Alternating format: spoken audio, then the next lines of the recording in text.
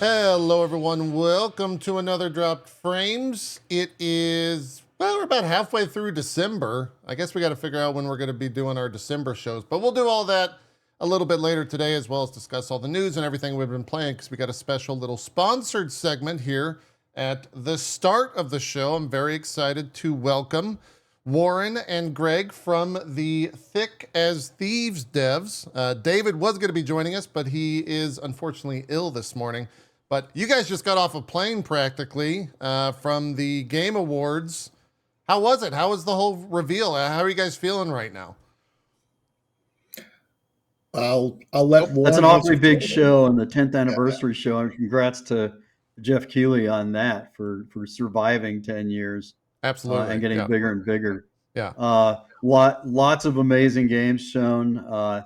I was particularly taken by a bunch of the smaller games because that's kind of my thing. But we were really excited about the response to Thick as Thieves. It was pretty heartwarming. Fantastic. Yeah, Greg, how you feeling? How's the post show vibe for you? Same. I mean, it was pretty gratifying to see the degree of excitement and so forth. And we've been working toward that reveal for a while, so it was nice to have it done. And then anytime I go through an experience like that, my immediate thing is like, oh, I got to go back and work on the game. It's like, this is all great, but now we got to get back to the game. Right. Yeah. Fantastic. Hopefully fulfill people's expectations. People want it to be good, and we have ways to go. Yeah. Exactly. No pressure. Yeah, exactly. Right. Let's go ahead and have you guys introduce yourselves and kind of what you do for Thick as Thieves, and then we'll get into the game and talk about it a little bit more, and maybe even show the trailer that you guys revealed at the Game Awards. So I guess Warren, tell people about yourself for those that don't know, for the, I guess, Zoomers around here. Maybe everyone should know Warren though, right? Well, he's made a game or two over the years. Yeah, he's been around. Yeah. And some panelists on the show may be happy about, 25, 26 in various capacities, I think. So I'm the chief creative officer for Other Side Entertainment now. I've been making games for a horrifying 41 years, which freaks me out. That's a long time. Yeah, I don't know how I've survived. I mean, I always tell people if you don't love it, it'll kill you. But so I guess I must love it. But I co-founded the studio with Paul Neurath, who created Looking Glass, which some people may remember. We've worked together on a bunch of stuff, and we had specific reasons for starting the studio and specific kinds of games we wanted to make. But we can get into that if you want later, and I'll turn it over to Greg at this point. Great. I've had kind of a weird arc where I did work with Warren and Paul a very long time ago on a bunch of games that Looking Glass did. My first game I ever worked on was System Shock. I actually did the music for System Shock. Nice. Back in the day. Fantastic. And then ended up in project directorship. Directed the first Thief. And then I spent almost 20 years at Harmonix making music games. So most people know me from that. Like I've, Guitar Hero, Rock Band, stuff like that. And then in recent years, I've stayed in touch with Paul and Warren, and they had this opportunity and said, "Hey, you want to work on another stealth game?" I was like, "Sure." So I'm back. Fantastic. And here we are with Thick as Thieves. I'm going to transition over here. We'll have this trailer rolling as we discuss this. Where did all this start out from? Like, what was the creation process, the first spark, as it were? How did you stumble upon it? It started out with Paul and me trying to figure out how to take immersive simulations to the next level, the next step. We kind of helped pioneer that genre with games like Underworld and System Shock and Thief and Deus Ex and even Epic Mickey, though a lot of people don't see that as an immersive sim. It is. Not that I'm bitter about that.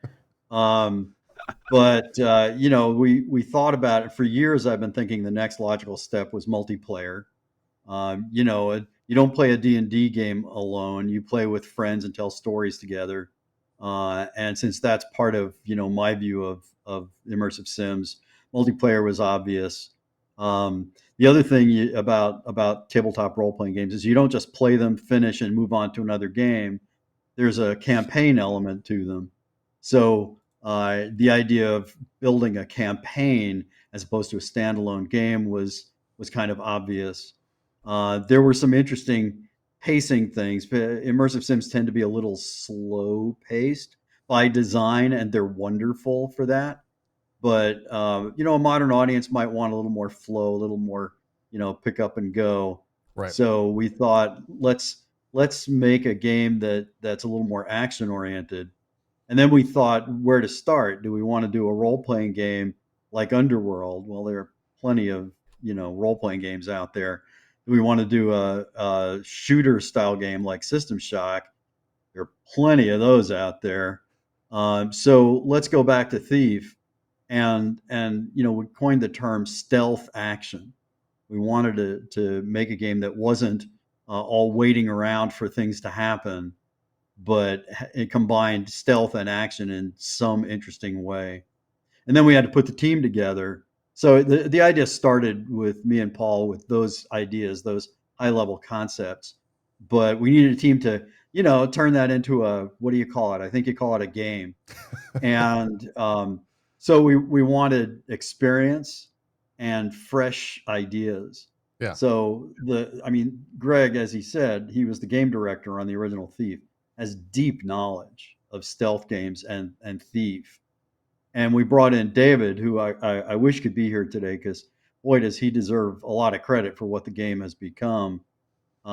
He comes to us from Firaxis, where he was working on 4X games, which are surprisingly similar in ways that he should talk to you about someday. But he came with fresh ideas. So we had that combination of experience and newness that we wanted.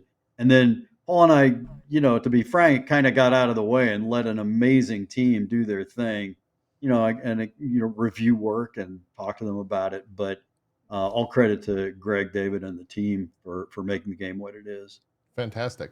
One thing I have, and then I'll toss it off to Cohh and Zeke for some more questions. When it comes to like the unveil process, where do you let someone else handle that? Do you like to be in the mix for all of that? Or like, where do you guys even begin to think like, all right, how are we going to unveil this to the world? Like, what do we do? What's that process like for you guys? Well, a lot of the logistics have been handled by Megabit, our publisher and owner, right? Right. It's like we're part of like the Aeonic Megabit empire, and huge credit to them for actually thinking through. One of the things that was this is the first release I've been part of for a while, and I was taken aback by how complicated it was. Sort of like an international thing in terms of like, just localizing the trailer into different languages, and like there's, putting up all the different storefronts and so forth. So all the nuts and bolts of that, like full credit to Megabit, and they did a stellar job.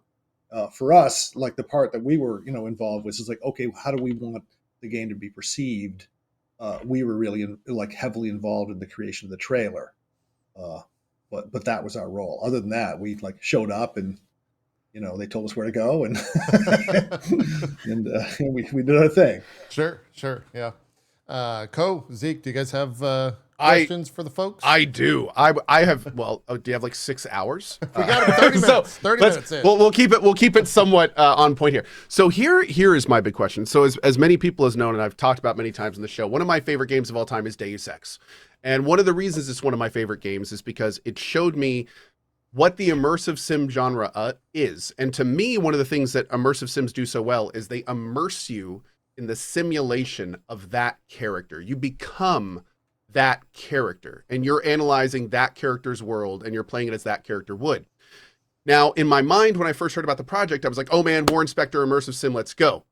And then when I heard that Thick as Thieves is like this multiplayer game, that immediately caused a kind of schism in my mind, because one of the things about immersive sims is that it's kind of you being immersed in the story. But in Thick as Thieves, since it's kind of so multiplayer, other people are going to be like dictating a lot of your story. So the big question I had is, what elements of the immersive sim are going to be brought into Thick as Thieves that are going to make it stand out from this very saturated kind of multiplayer pack that you're entering into?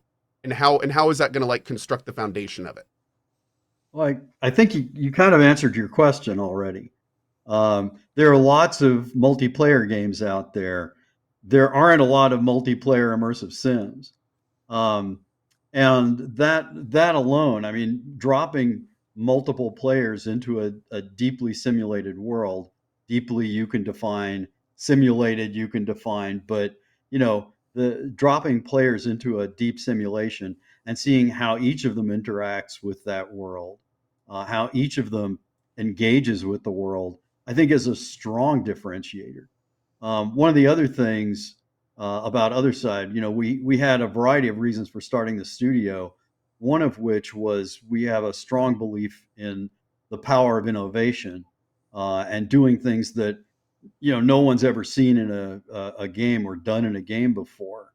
And so doing things that we don't know how to do is part of the appeal. You didn't ask, but I volunteered that I've been making games for 41 years. It's because I don't do sequels well and I don't repeat myself well. And so doing things that I don't know how to do is part of what keeps me going. And a multiplayer stealth immersive sim is a huge challenge. And we challenge the team to come up with that. I'll let Greg jump in here in a second, but one of the most interesting things about the game was I thought we were going to make a heist game, a co-op heist game, because that was, I frankly, to diss on myself for a minute, that's the obvious thing to do. And David, in particular, working with Greg, came to me and Paul and said we should make a PvP game. And after I picked my jaw up off the ground and my head stopped exploding, I thought, wow, stealth games are about not interacting with stuff. And, PvP games are about interacting with stuff. How do you do that? And Greg and David and the team, they're going to be working on it till the game ships. But I think they've got it down and they've solved that seemingly unsolvable problem. So that's going to differentiate us. We support that immersive sim idea of multiple play styles, where you get to solve problems the way you want.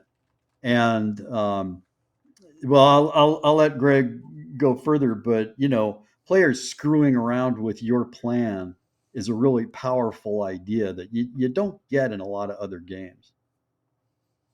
Well, so to maybe drill down into some specifics a little bit, just to kind of nerd out on, like where we're actually at development. There's a couple of axes like worth exploring. One is kind of the obvious one of AI and AI response, right? Which in games like Thief and Deus Ex is like a big foil for the players, right? It's you and a bunch of AIs who are hopefully well enough executed to give you kind of a fun, challenging, an immersive experience. Absolutely. Yeah. Yeah. And so, sorry, my audio's glitching out a little bit here. Okay.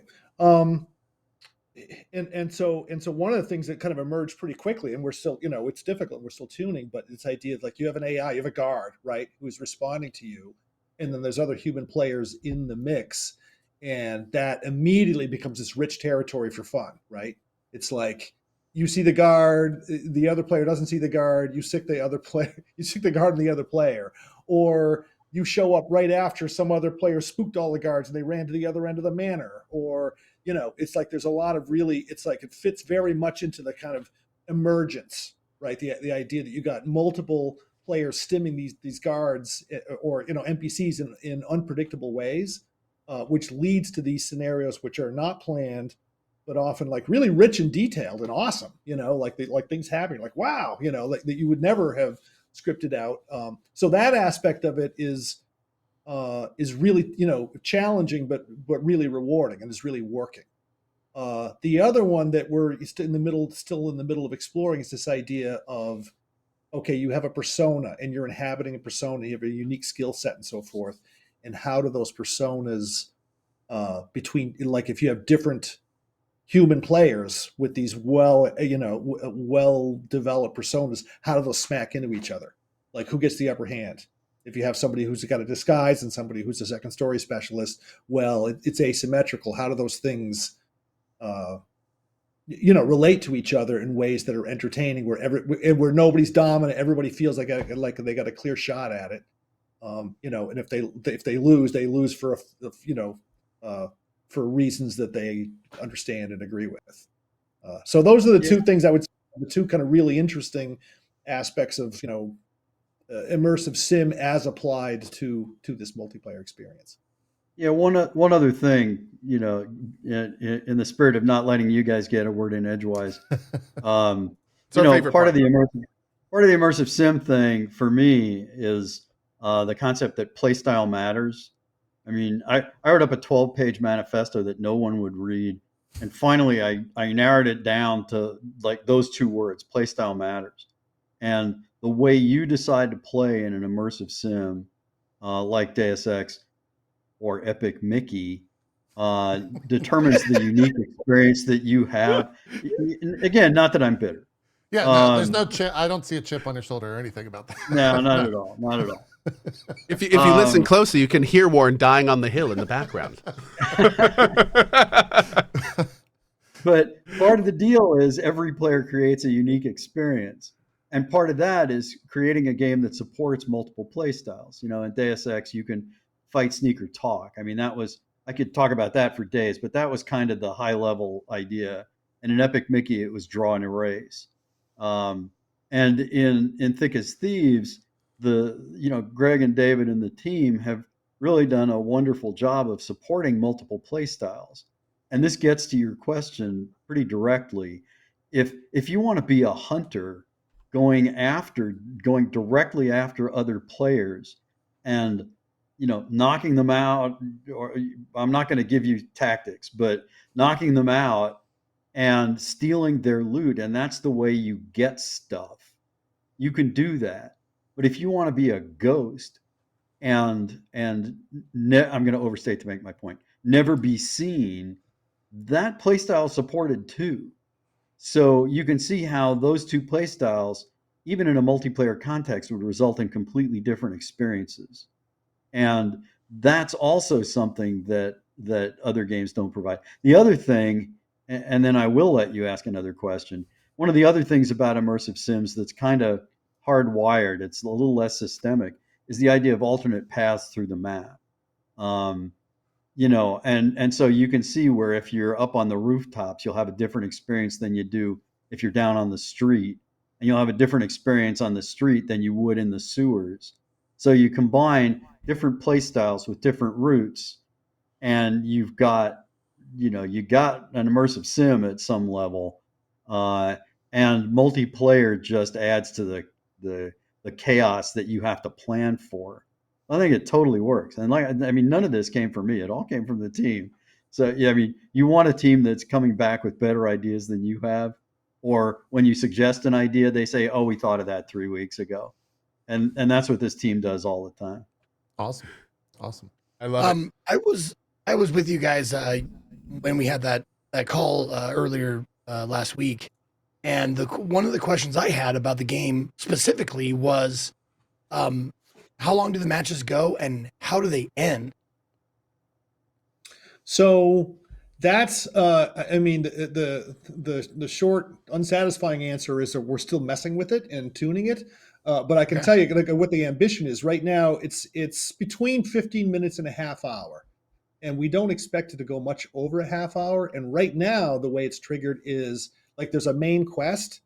In each match, there's a main quest and some ancillary quests and a narrative quest. You have a bunch of different motivations that you can choose between as a player. And right now, if somebody collects the main loot, then it's a countdown to the exit. And so if that happens, and usually the path to the main loot is complex enough so that can't happen quickly. It's usually at least, 10 or 15 minutes before they figure out the right clues and actually navigate their way through this pretty awesome system that hopefully we'll get to talk about a little bit about how we keep it variable and keep it fresh every time. But once they work their way through that labyrinth, the first person who filches the main thing, it's like, oh, okay, everybody, like wrap up your business, let's go. And then there's a set of opportunities for people to bushwhack each other on the way to the exit if they know what the exit is. So everybody knows when the main loot has been taken. Yes, you get a toast, say, okay, everybody, in the countdown. Okay. The 5-minute countdown kicks in. But all that stuff, as I say, it's all subject to change as we continue to test. Right. But that's actually working pretty well at this point. One thing that David and Greg talk about a lot, and it's a nice phrase that sums things up pretty well, is win your way. Greg talked about the 3 kinds of quests in every mission, every session. And what that means is players can kind of define success for themselves. And I don't want to steal their thunder, but they talk all the time to me and Paul about I don't want to say everybody wins, but you don't have to get the main loot to feel successful. And you don't have to get the most valuable ancillary loot to feel successful. You don't have to follow your own character's personal history quest to feel successful. It's another way in which we vary up the experience. I mean, there's so many axes along which players are going to have unique experiences and tell their own stories.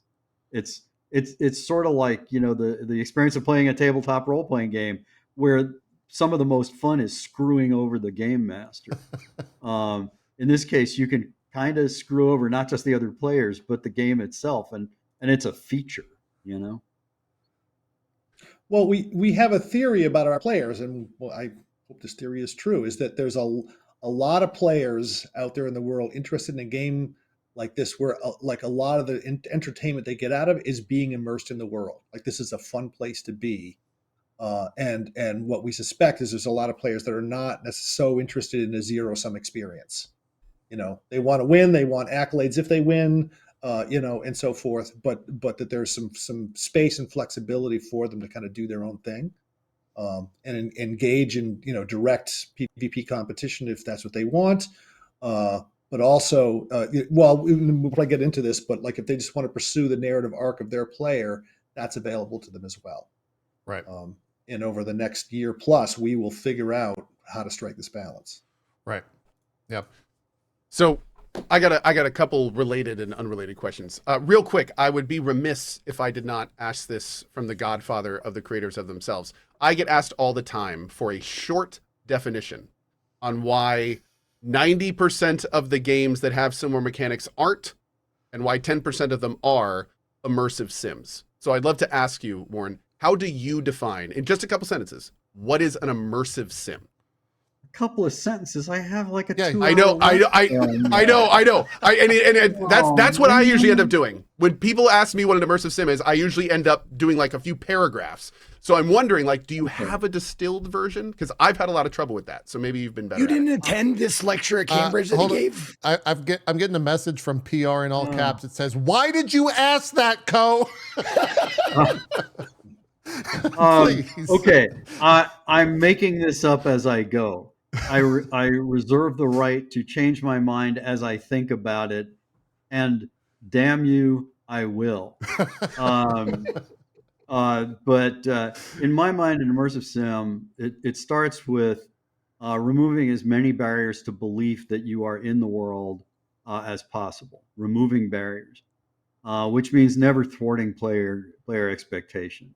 And the way you don't thwart player expectation is by building what we call a simulation in video gaming. We don't literally simulate a world, but we create systems that you can reason with, that you can use to your advantage in ways that are logical, but not necessarily totally predictable. And what that means is you can make a plan, you can use your tools and what exists in the world and your wits to solve problems in logical but not predictable ways. And if you succeed, you feel smart. And if you fail, you understand why and learn from it. But what the end result, and maybe this is the culmination of my made up answer. Immersive sims, a true immersive sim, allows and encourages emergent behaviors, emergent outcomes. And what that means is players can be surprised by what happens. And when it's really magical, they can surprise us. And in most games, the biggest surprise you get, I'm not dissing other games, there are lots of joys of gaming, but in most games, the joy is I used a little gun to kill that thing, not a big one. Or they tried to flank me and I figured it out. Or I got the quest item and gave it to the guy who gave me the quest and he gave me 10 points. And so there aren't, I mean, honestly, there are a lot more games doing the immersive sim thing now, either are immersive sims or are ImSim adjacent than there used to be. And I can't even tell you how gratifying that is. You know, it's a lot of people think I should feel like, well, they're encroaching on my territory. But really, it's like part of the deal for me, and my arrogance has always been, I want to change things. And I think, and I'm not saying there's any direct influence, and you know the games, you can figure out what games have been exemplifying some of the immersive sim characteristics. I'm not saying there's direct influence, but the time seems to have come when a bunch of games are doing it. And it's all good because it's getting at what games can do that no other medium can do. And there's kind of a moral obligation to me to do that. So that was more than like 3 sentences. Sorry. It was still a great definition. No, that's a great answer. That's awesome. Thank you. Go off, off. It's all good. I can check that off my bucket list. Asked Warren Spector what an immersive sim is. Great. Okay, so we're good. So 2 actually game-related questions now. So this is again an interesting schism that you guys are bringing together from like traditional ImSim gameplay and this new multiplayer thing. So in this case, one of the things that I was wondering is, how are you guys treating players who suck at your game? What do I mean by that? I mean like, if I'm repeatedly losing, am I progressing? Am I still having a fun time? Like, this brings in this interesting characteristic where it's like there's this level of I have to be decent enough because I'm fighting other players to have my immersive sim experience. So how does that factor in to like to players who are never going to get the loot or not going to be able to be as quick as the other people? Older gamers, hi, they may not be able to keep up with the younger. Like, are there systems and mechanics in place for continued progression even through skill-based losing? There are. I mean, so right now, in terms of where it's at in development, there's kind of roughly 3 directions that you can go as a player as you drop down into a match. You can just go after the main quest and battle other thieves. You can turn your attention to pretty rich assortment of like ancillary loot, some of which is quite valuable. Like you can avoid the main thing if you so choose and still have a fun, rewarding outcome. And we also have this design innovation that we're actually quite excited about, where each thief has their own linear arc, their own linear narrative arc. So you have your own agenda that is not shared with the other players, that persists across multiple sessions. Might last you 20 sessions to actually, work your way through the narrative arc of your individual thief. And so we expect in any given match, like maybe everybody's going head to head on the main quest, but it could well be that people, either because they just are interested in the story or because they feel outclassed by other players, that they're going, just going off to kind of collect their own loot, all of which, allows you to upgrade your character, irrespective of whether or not you're getting the main loot. If you get the main loot every time, you're going to move quicker for sure, but you're never gated on that. It's not, the idea is that you wouldn't be frustrated because you can't ever win. So the other thing I'll say add one thing for personal experience. I am that player. I'm the punching bag on our team. And I this is a role that I'm comfortable with. But one of the things that happens to me around here. Greg. Oh, That's, is yeah. that okay? Yeah. Okay, Yeah. did not know that. Me and you, That's baby. good to know. Okay, is occasionally you got people. It's pretty chaotic. There's a lot of variables. There's other players duking out with each other, and then there's all these NPCs in the mix. And occasionally, I just stroll right in, grab the loot, saunter to the exit. It's awesome. just because because sometimes it just plays out. Luck matters in this game, and I think that's fine. Sure. Yeah, a couple Speaking of to other that, points. I just wanted to know, like, if when the last loot is taken, does that give a person like you the opportunity to like when everybody's attention's on the last loot going to the exit, does that give that Yep. that punching bag person a chance to like go around and grab up all the stuff while everybody's distracted? Yes, or you can even from the beginning of the match, you can decide. You know what? I'm gonna sit out the main quest. I'm gonna go explore the other mansions. The other, like, the maps are big enough. Like, there's multiple points of interest, multiple goals, and so forth. So you can just decide at the outset. But yeah, that's absolutely. It's like, oh, I got 5 minutes. Okay, what am I going to do with my 5 minutes? I don't have the main loot. Let's go see what else I can accomplish in this time. Sure. Yeah. Yeah, a couple other points about that. One of the I have a lot of rules, and I like have these posters that I post around the office when we had an office, and one of them is there's always another way. As soon as anybody on my team says the player has to or the player must, all I hear is blah blah blah blah blah, because there's always another way. And because that's one of the real powers of immersive sims. If you're not good at shooting in Deus Ex, for example, try sneaking. If you're not good at sneaking, try something else. And if your first plan doesn't work, try another plan. So I've always thought that immersive sims were, in a weird sort of way, totally mainstream because they support another way. So there's that. You'll find a way to succeed as you define it. Like, if you're in the sewers, you're not gonna have to worry as much about falling off a rooftop, right? But the other thing is, at the end of the trailer, Greg usually points this out when we're talking through the trailer. There's a screen in the Thieves Den where there's a list of all the not all, but a lot of the thiefy things you can do in a session. And so that means there are a lot of ways to get bragging rights. And I worked on the design of a massively multiplayer game, actually, longer ago than I want to say. And one of the things is I literally wanted players to get different laurel wreaths that they could wear and different medallions they could wear based on how they got through a particular quest. Never being seen, killing everything that moves, killing nothing, shortest run through, played alone, and like dozens and dozens of success criteria. And TAT does some of that. So even if you're not a great,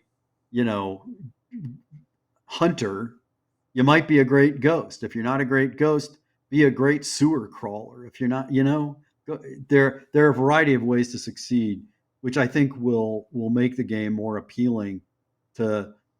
You're not allowed to say you're old, by the way, with me on this call, but with old guys like you, okay. There we go. Love it. Fair. I have a question in terms of like it's a social aspect. It's multiplayer. We got to see a bit of the footage, which you guys have not shown the public, so I won't go into it too much. But there was a sequence where one thief was on a rooftop and another thief was on a rooftop, and you can kind of see them over there in the distance, but there's no in-game VoIP, from what I understand. And the other question I think was asked by another journalist in that segment was that because of griefing, you guys don't have plans for that. As a content creator, I love proximity voice. And I think tons of people enjoy the idea of proximity voice, even though there's a very easy way to grief and, be a general asshole on the internet when you have such a thing in a game like this. Where does that, like the social aspect of it come into play, and how you guys can or might make decisions down the line on if that would ever change. Is that something I'm going you to guys add are in thinking something of? real quick. I'm Yeah, going to go add in ahead. something real quick. So I'm assuming the lack of text and VoIP is specifically so people won't work together. Do you plan on addressing situations when you start getting characters and people in the game that are doing, like, you know, the tat wiggle, where they look left and right a little bit, and if the other person does it, then they're allies Very and start true. playing together? Yeah. That happens that happens in other games. So it's like, are you guys going to say, no, don't do that, that's not okay? Or are you going to say, you guys play how you want and see what happens? So what is your approach to that? Exactly. Well, philosophically, our approach is pretty clear, and it's like, let players play the way they want, right? That we build the sandbox. I mean, it's not really a sandbox, but you know what I'm saying, right? It's like this, you know, rich environment, and just let people go nuts and do what they want in it. One thing that we're super aware of is we cannot call this game done until we have like a lot of hours of people. Like it's hard for us to predict how people are going to behave. Yeah, So things sure. might go in a direction that we didn't expect and we won't welcome. But ideal scenario for us is like people find ways to entertain themselves and each other in this environment, and the less guardrails we put on it, the better. So I like that. So I'll just ask JP's next question. Yeah. So are you married to the idea of voice being off? Is that like a permanent decision you've made? I can see it's such a hard thing, right? Because again, people on the internet. Well, a lot of want to be people, assholes, they go solve that themselves with Discord. With right? Discord, That's right. true. That's exactly right. That's like one of the things we were kind of wondering how far you guys wanted to set up barriers like for that kind of stuff. So that's cool. One of the. Oh, sorry. Go ahead, Greg.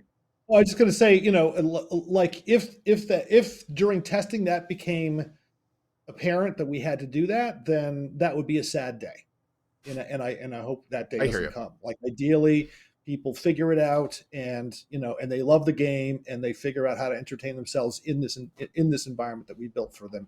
And if they do it in different ways than we expected, that's kind of central to ImSim philosophy in a way, right? That's kind of the point. Yeah. I was going to say you guys are kind of like fighting against yourselves in some ways, because the goal is to give the player as many tools as possible. But the more tools the players have, the more ways they're going to figure out to get around like things that you may potentially not want them to. So you're kind of, it's a give take. It's a give take. Yes, that's right.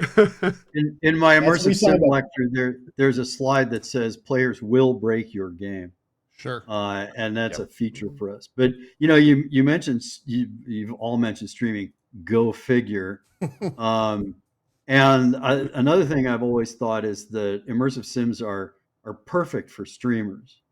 Big time. I mean, and I say that because back in the Underworld, System Shock, Thief, Deus Ex days, we didn't have the possibility of streaming. There was no way to do it. And so when people came up with their wacky solutions to problems that no one else in the world had ever done, all I could do was talk about it. And now you'll go to the forums. But you'll be able to show it now, and not just here's one way to solve this problem, but look, here are 10 ways to solve this problem. Come up with 100 more. And the reason I'm so confident, not just that people used to talk about this stuff, but I can't tell you how many times I heard about other players or watched testers do things that I didn't know would work. And that we're so out there. I mean, like using the weakest gun in the game to solve 3 problems at once. Like I saw that happen. Getting through Deus Ex without ever being seen once. Like I didn't know that was possible. And frankly, you'd have to be insane to do it.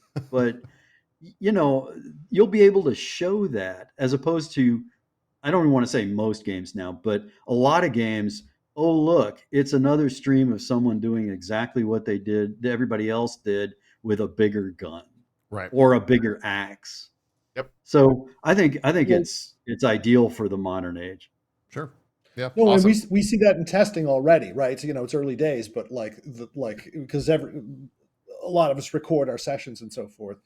And there's some pretty entertaining stuff that goes down. And some of it's like, oh God, that's an exploit. We're going to fix it. It's like, we can't ship that. But a lot of it is just like amazing stuff. Yeah. People just like using the tools in weird ways that you wouldn't expect to get a drop on each other. Sure. Yeah. Very cool. I guess I'm the social. I have an idea that you guys can use for free is official Discord server and just have the voice chat open and just label it dirty cheaters or something like that. Fantastic. Yeah. There you go. That'll work great. That'll work great. Yeah, I guess I'm the social question guy today. Is there any sense of like duo or team play that could ever happen in this, or will it be the thieves are out there by themselves and that's kind of how it's going to always be? And you want those maybe, alliances to pop up within the game itself, but you're not going to really set up like a duo queue, for example, for a multiplayer server or anything like that. That Over feels to you, like Greg. that's I think rich territory. And intriguing to think about. But to be candid, like part of our agenda is to constrain our scope so that we can deliver something awesome. Sure. In the chosen scope. If this works, which I expect it to, because it's so far so good. Yeah. Then I think that, like, there's a lot of possibilities. The whole idea of multiplayer immersive sim is just giving rise to all these new experiences and new design concepts, which could go in a lot of different directions. But for this version of this, it's like, no, this is what it's going to be. Sure. And then we'll see what people do with that. Awesome. That'll be my last question. Zeke, Cohh, do you guys have fun? We've kept them 20 minutes over, so I do want to do final questions. So I have a bunch. One final but, we'll have to do another interview. Let's do one final one. Okay. I am primarily a player who comes from the traditional ImSim background as one of my favorite types of games to play, period. From that background, will I be able to, as a solo player, find a similar experience playing through all of the narratives of all the characters? Like, is there going to be the kind of thing where if I want to experience TAT as a solo player and also as a completionist player, is there going to be like ways and reasons for me to be like, okay, I'm going to pick this guy, do all of his narrative stuff and get all his story, then this guy, all of his narrative stuff? Is there going to be something breadcrumbing me through all the content, or is it going to be more of a, you go out and seek it yourself and that kind of thing? I'll say I hope so.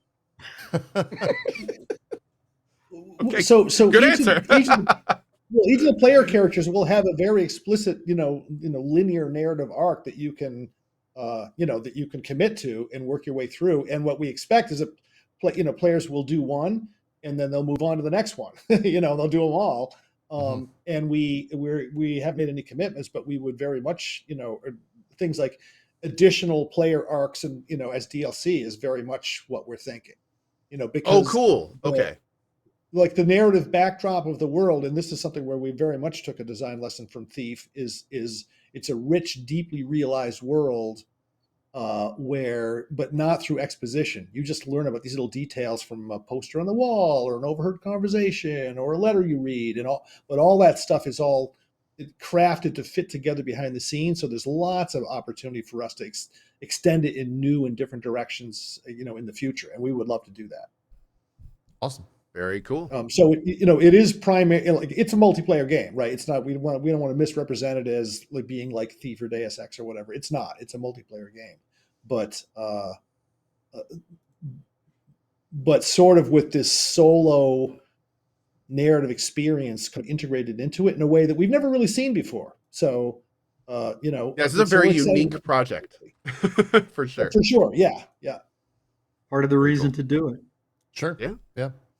Zeke, very excited to see how it turns out. Final question, Zeke. That was sort of my final question. Was what Cohh asked was like the end game.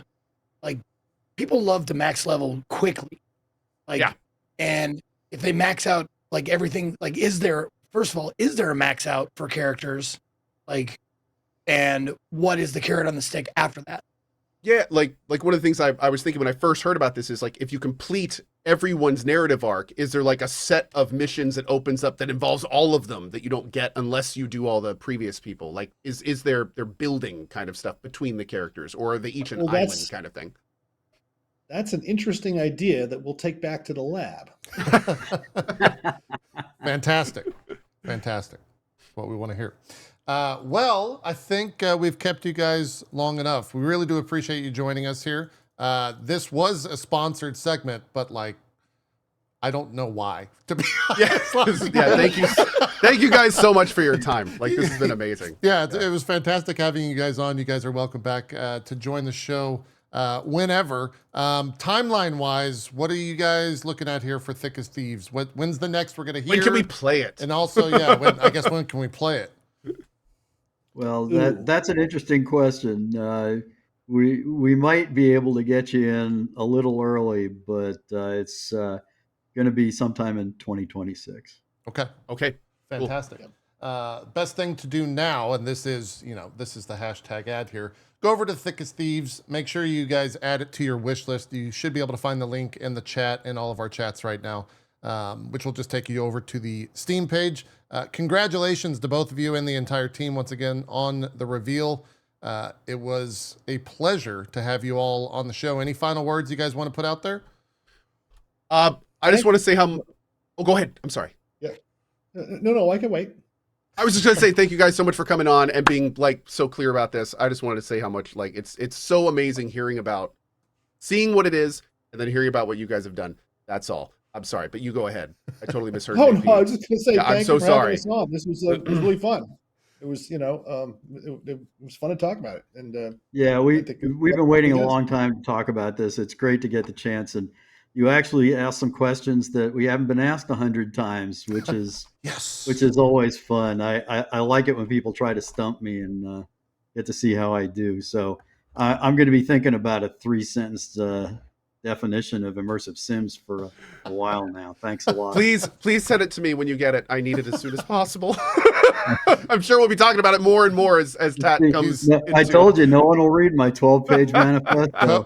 Give him a PowerPoint, Warren. He'll read the whole thing. He'll give you some cliff notes on it. It'll be, trust me, Cohh's the guy that will read that. So, all right, sounds good. You've got it prepped. Thank you both, and have a fantastic rest of your weekend. And good luck with the game. Like I said, you're welcome back anytime. And that's it for Thick as Thieves. Fantastic. Thank you guys so much. Once again, that's the intro rerunning. And we're going to continue on with the show. I can't believe that, Warren Spector and Greg were just here talking with us. That is not something I ever expected, I think, in our show history for that. Really awesome stuff. One more time, we'll do the shout out here in chat for, I think it's just, is it exclamation point? What did I think have so. it? Somebody in my chat said that was very fast. Yeah, they were kind enough to stay like a half hour over. Like, that was supposed to be like a half hour, just like, let's talk about TAT real quick. Yeah. So that they answered questions they didn't know we were asking. They stayed longer. Like, that was incredibly cool of them. Yeah. So yeah, that was also, I'll be blunt about this and transparent as I always am. I feel a lot better about the project after that interview. Sure. Yeah. I didn't, from what I had seen about the project, I was a little concerned it was more of kind of a standard multiplayer experience, but it's very clear that they're attempting to take this in a new direction. Yeah. And that I'm very happy to hear, because if anything, as we've all talked about many times on this show, that kind of multiplayer online thing is not only saturated, but it's stale. Mm-hmm. It's stale. So to have people approaching it from like no, we're giving you lots of different ways to play this. They're all going to be happening in parallel, like lots of options. Like, that sounds, I feel a lot better about, like, I want to play this a lot sooner than I was expecting. Dude, I don't know if you had a chance, Cohh, to check out the gameplay stuff that they showed behind closed doors, but that is what sold it for me. Like, seeing all that stuff kind of happen and seeing all the different systems. Funny enough, they offered for me to watch some of that stuff before this, but I kind of wanted to wanted to go in blind a little bit because I wanted to hear from them. Like, I saw the PR stuff that everyone else kind of did, and then I wanted to hear the rest from them. And that's what we did, and I feel a lot better. So I'm glad we did. Yep. Yeah, that whenever that, if the PR team's still watching, that gameplay stuff looks good. That looks fantastic. I can't wait for more. No, and I'll go watch that now. Yeah. Truthfully, the only way that these days I will play a multiplayer competitive game is if there's, different roles, because, like you said, I'm not great at like That's the you know, first my- question you ask every time we ask you if you want to play one. Can I be a melee? Can I be a healer? Can I be support? Yeah. Like that's funny you'd say that. Yeah.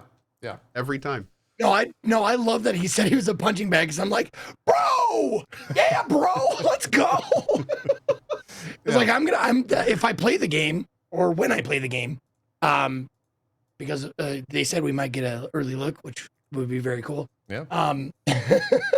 I will definitely be that character. I will be the character that goes around and, you know, on the outskirts of the playing environment and gets all the little trinkets instead of going for the big one where all the skilled players go. Whenever I played PUBG, I never dropped into that one town that everybody dropped into.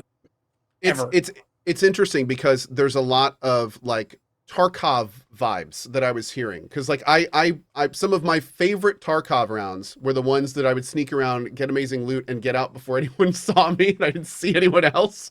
So I wonder if it's the kind of thing where we're going to be able to kind of recreate those types of experiences where it's like you go in with the goal of if you see a player getting away from them as fast as possible, just kind of like, and that's how you play the game. You rat it up, as we say. And I'm wondering if that's like, is that going to be a totally valid playstyle for that?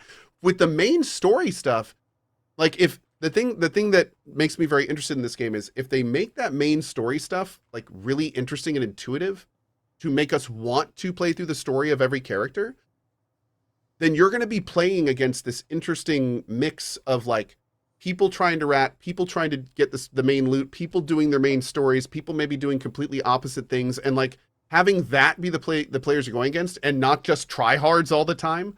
Yeah. Sounds interesting.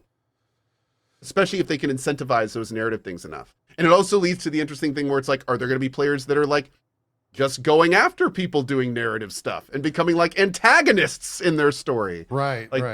that's well, that, yeah. you know, These are some wild situations. The prox voice thing, I mean, I know it's a very streamer centric request and ask, but of all of the content creators that I know were able to see this game early and even see it after the trailer, the first thing was like prox voice.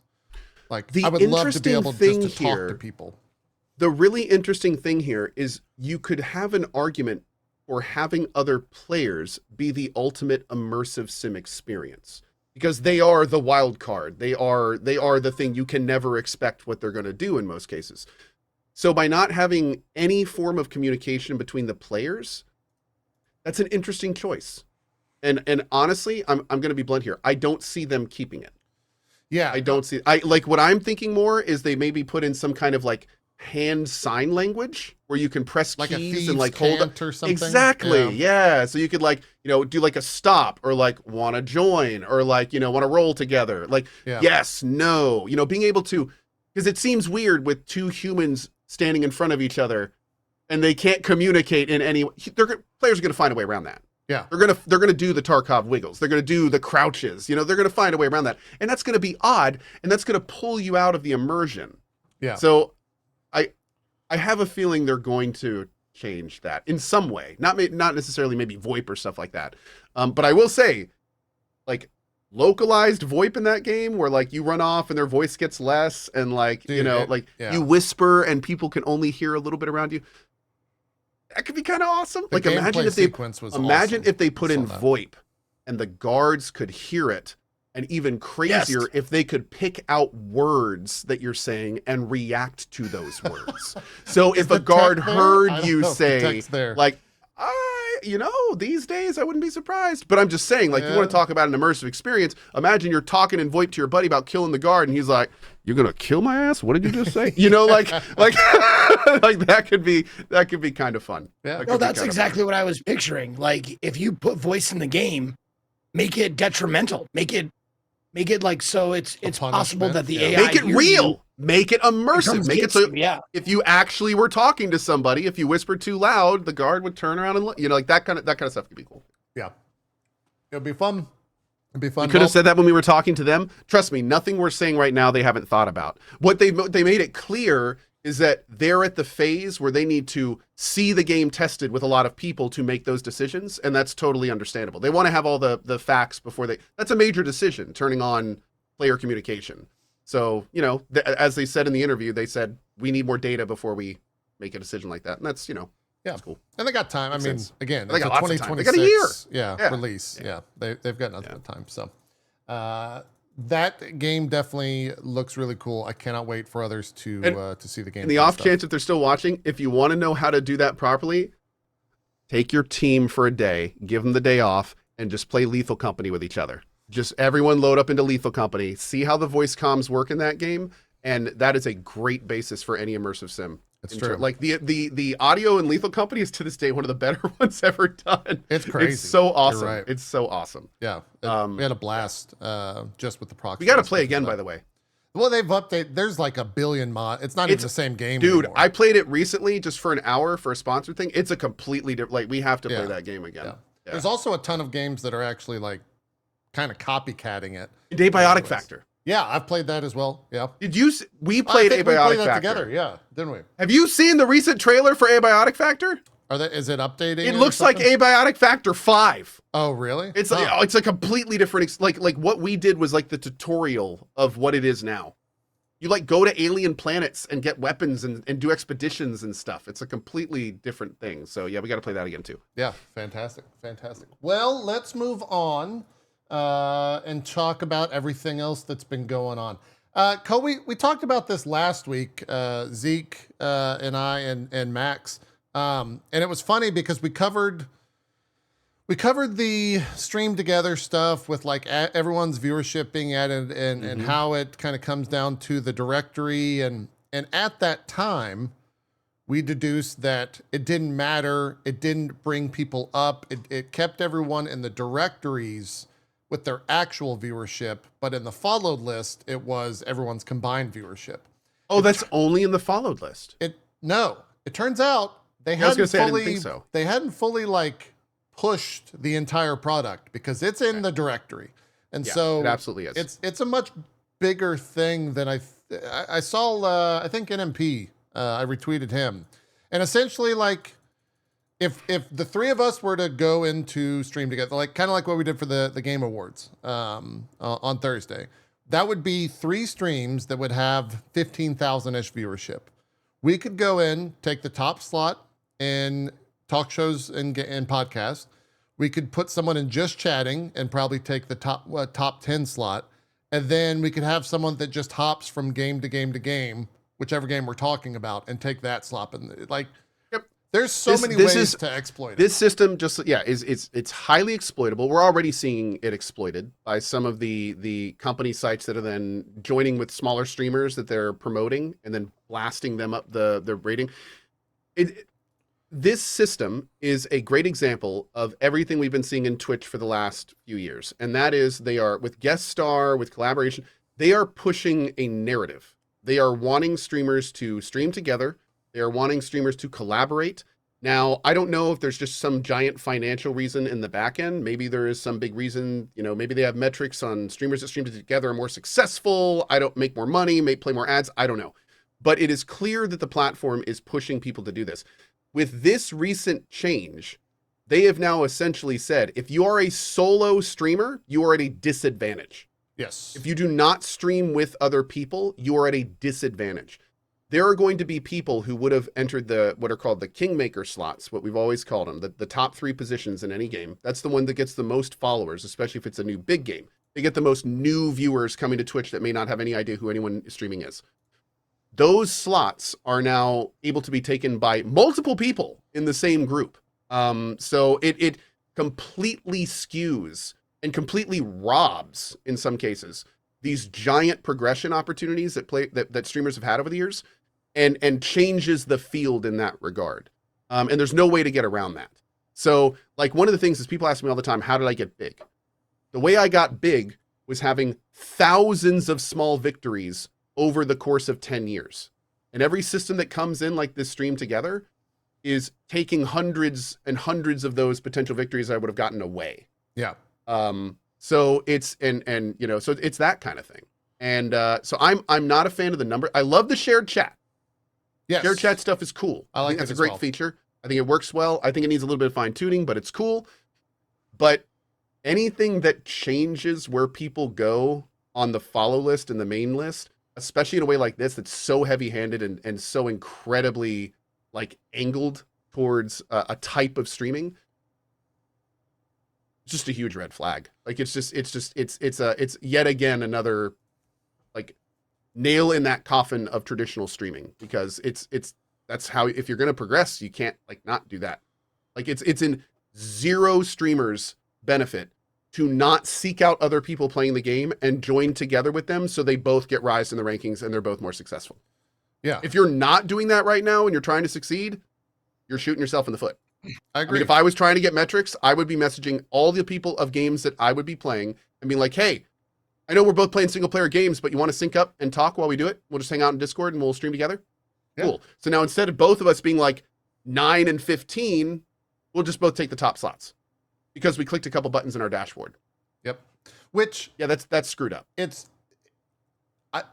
for large streamers, it's very much like a system to abuse. For small streamers, it might be one of the best ways, exactly doing what you just said, to like promote collaboration, growth. There's like a just huge amount numbers. of ways to have a system like this that don't involve screwing other people. Yeah, That's the big yeah, thing. There's that's lots of what they ways need to to do find. this. Like just having it in your follow list. That's a great example. And that's what People it- have already that's what we followed- thought it yeah, was. people have already followed everyone in your follow list. It doesn't matter what that is. Like that's cool. But like in the main list, like that's crazy, man. Yeah. Again, just the fact that they did that shows you so much about the way they think at that company these days. Yeah. I mean, in a lot of ways, yeah. I think, Am I getting heated? I'm not getting heated. It's just, it becomes clearer every day how, this is you getting heated? What? well, it just becomes clear every day how the Twitch we have these days is nothing like the Twitch we started on. And It's this very is just different. this is just another example. Something like this would have never flown 4 years ago. They would have caught the massive issues with it. It never would have made it out of focus groups, but it never would have made it out of focus groups because Twitch used to ask us what we think about this stuff. So it's, and they don't do that anymore. So it's that kind of thing. It's that kind of thing. Well, I gotta say, like, back in my day, you would have to physically go over to someone else's house in order to ride their coattails. And I did that. It was great. You did. Rode man into the ground. Absolutely. I rode him into the sunset, man. I'm Literally basking. took his place. Like he is. It's great. Osmosis, that No, guy. we- My lord. it's the the streamer equivalent of like had to go to school uphill both ways in the snow and like shit like that. Like I had to physically drive my ass to his house, sit on his couch next to him. Yeah. Yeah. It's true. I mean, that's honestly, that's what a lot of like Austin streamers have done, I guess, prior to this. But yeah. Yeah. I will say it's also nice that like it's not just folks like us calling this out, like seeing people that are in, the top 10 of the platform be like, yeah, this is kind of fucked up, is awesome. Like, I'm glad And that there's- still exists and reverberates. And the at top. collaborative aspects of it are great. Like being able to see in your follow list when a bunch of people are streaming together with the border, cool. Shared chat, cool. Like there's a lot of great stuff in there that's excellent for the people that do that stuff. They just don't need to screw over the people that aren't. Yeah. There's a nice big thick line that should be between that's just not there. Yeah. Yeah. Yeah. The other big Twitch thing over the past 72 hours or so is this like UI change for some reason on the channel page where they flipped everything to the top, and it's just I don't know. It's the same why. thing like happened with the mobile update, man. I swear they make changes to make changes, not because they're good changes. I don't know why they they did. do work to do work, so someone will continue having a valid position or keep getting paid or something. Like it's wild how much they just do stuff without thinking about it or asking people if they want it, or it's just so much waste. It could be going towards stuff we want. If They it's got paid to frustrating change enough- it, and now they're going to get paid to change it back. It's Yeah. great. And you know It's what? true. Whoever made it probably knew that. Yeah. If you want to change it back yourself, there's an FFZ plugin that you can use to just swap that. I don't know if it's necessarily new, but there was also a new push to the mobile, which for my purposes, I can't use the mobile app anymore. So Not since the update, the big Well, update. this is like a newer update. So I Oh God, there's another one. I frequently browse like LSF on my phone. I might even be able to. Wait, are we talking about Reddit? Yeah. Well, I find clips on Reddit. Yeah. Oh, okay. But when I do that, for example, it opens up the Twitch app, right? So I hit that and I hit open and it loads the Twitch app. When it loads the Twitch app, it takes the video and makes it this. Oh, yeah. It doesn't put it into the landscape, the 16:9. It makes it into like this portrait mode. And so if you're watching like a gameplay clip, the sides are completely gone. And so then when you go into full video and you click that, it shows the full 16:9 version of the video, but the fucking original clip continues with the audio. So then you get double audio. Dude, I don't know about you guys, but I'm on the latest version. The freaking thing still doesn't work for me when you flip through streams. Like 9 times out of 10, it'll just do like the same 2 streams when you go back and forth. And then sometimes you'll flip it up and it just won't flip. And then other times it'll flip up and you'll have the audio from another stream playing and you're watching a different. It's useless. It's like even what it does, which isn't the best idea, it doesn't do well. Yeah. And so the way that I fix it is I have to close the entire Twitch app. I just close the entire Twitch app and then open up a second clip. Close the entire Twitch app, then open up. Yeah. Now I turn For the I'm record, looking JP, like the old guy. Now I've got my phone. I got the flashlight. Did you mean to leave your flat? Okay, there I was gonna say. I somehow turned it on. I was gonna say, JP, real LSFers know you always check the mirror, bro. You never go for the main That's clip. true. Come on now. That's true. Come on now. Yeah. Maybe that's on me. Maybe. Oh, don't waste a click. Yeah. Anyways, I don't know what they're doing over there, but they're making some silly decisions at Twitch. Game wise, like Game Awards happened. We kind of are dealing with the news of that. I guess is how I'll phrase that. There's a bunch of different things. There was one thing I did want to actually kind of go into, and that was the Game Changer Award. I don't know if you guys saw I heard about this. I don't know if it's the fallout of, no pun intended, the fallout of kind of the Game Changer Award, but essentially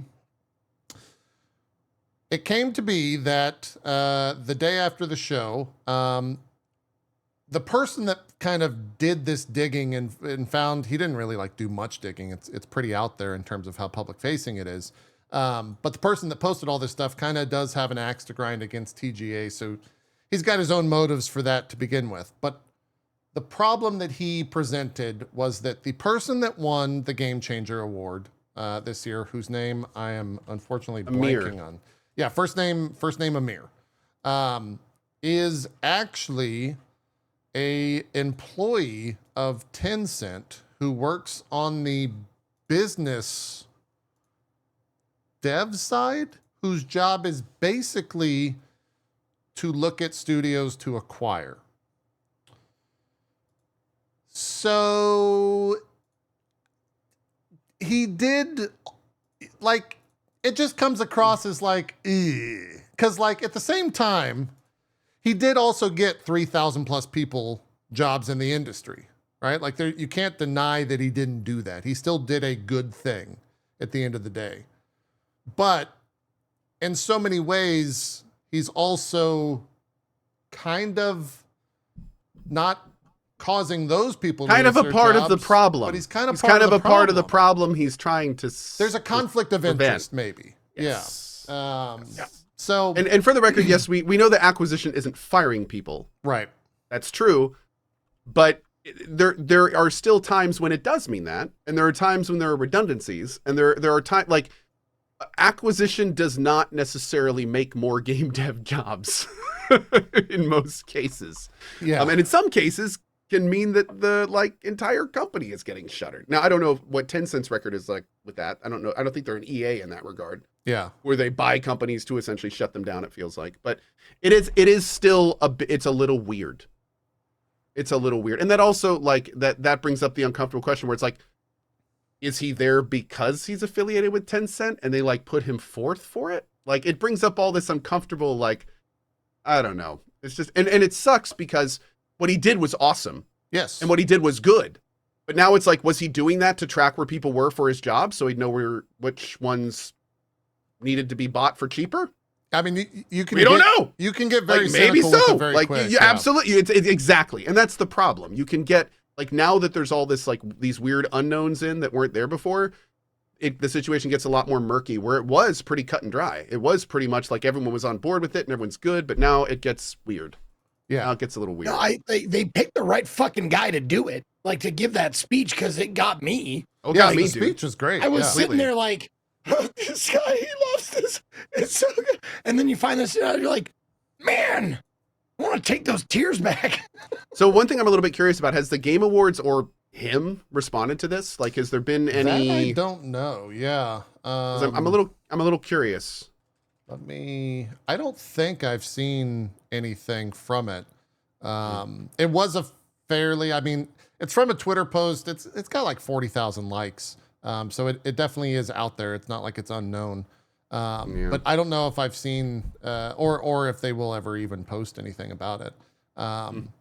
Again, just to reiterate, at the end of the day, it was in his off time. He did get these people jobs. That is a good act that he did. It's just because he is a business development director at Tencent, you kind of start I to feel wonder like why. this, like, and more importantly, this is the kind of thing that I feel like maybe at one point during his acceptance thing should have been disclosed. Like, I feel like Yeah, maybe, potentially. or maybe like, you know, now working at Tencent for acquisition. Like if that was thrown in somewhere during it, like maybe, I don't know. Again, it's just murky. It just Yeah, feels like gray it's a little area where there murky. doesn't need to be gray area. Yeah. That's all. That's all It's it is. definitely a little murky. Yeah. So that's a thing that kind of happened after the Game Awards. Of course, the big conversation, at least on social media, is the Naughty Dog main character and all the stuff around Siri, which I don't really want to get into because I don't care. At the end of the day, I don't know if you guys have strong feelings about Dude, it. I was honestly baffled that anyone said anything. Yeah. I mean, Yeah. like if you played through Witcher 3, you knew we were kind of heading that direction. She was pretty gruff and manly in Witcher 3. I mean, like, Yeah. I was surprised we saw anything. And honestly, she looked pretty good in Witcher 4. I don't know, I don't know what people are talking about. Like, Yeah, I she looks don't- pretty it's- good. I don't know. It's a weird thing. It's just a strange. Anytime I see Personally, that, I certainly just glad it didn't was- think she was unattractive. yeah. Personally, I was just glad it was anybody but Geralt. Yeah. Yeah. Well, sure. Yeah. You're maybe one of the The 3. three people that think that. Yeah. But I still think that's a much better, hill to die on regarding all of that crap. Yeah. Then the stuff with Intergalactic from Naughty Dog, that I some of that stuff floating around is like, it has to be satirical. Like it has to be. It has to be. I don't even know anymore, I man. I saw renders of the main character where they just straight up like made her an Asian woman with long like black hair, and it's just like, and then they were like, why can I Okay. do this but not a game dev? And I'm like, oh my There was fucking one God, guys. post.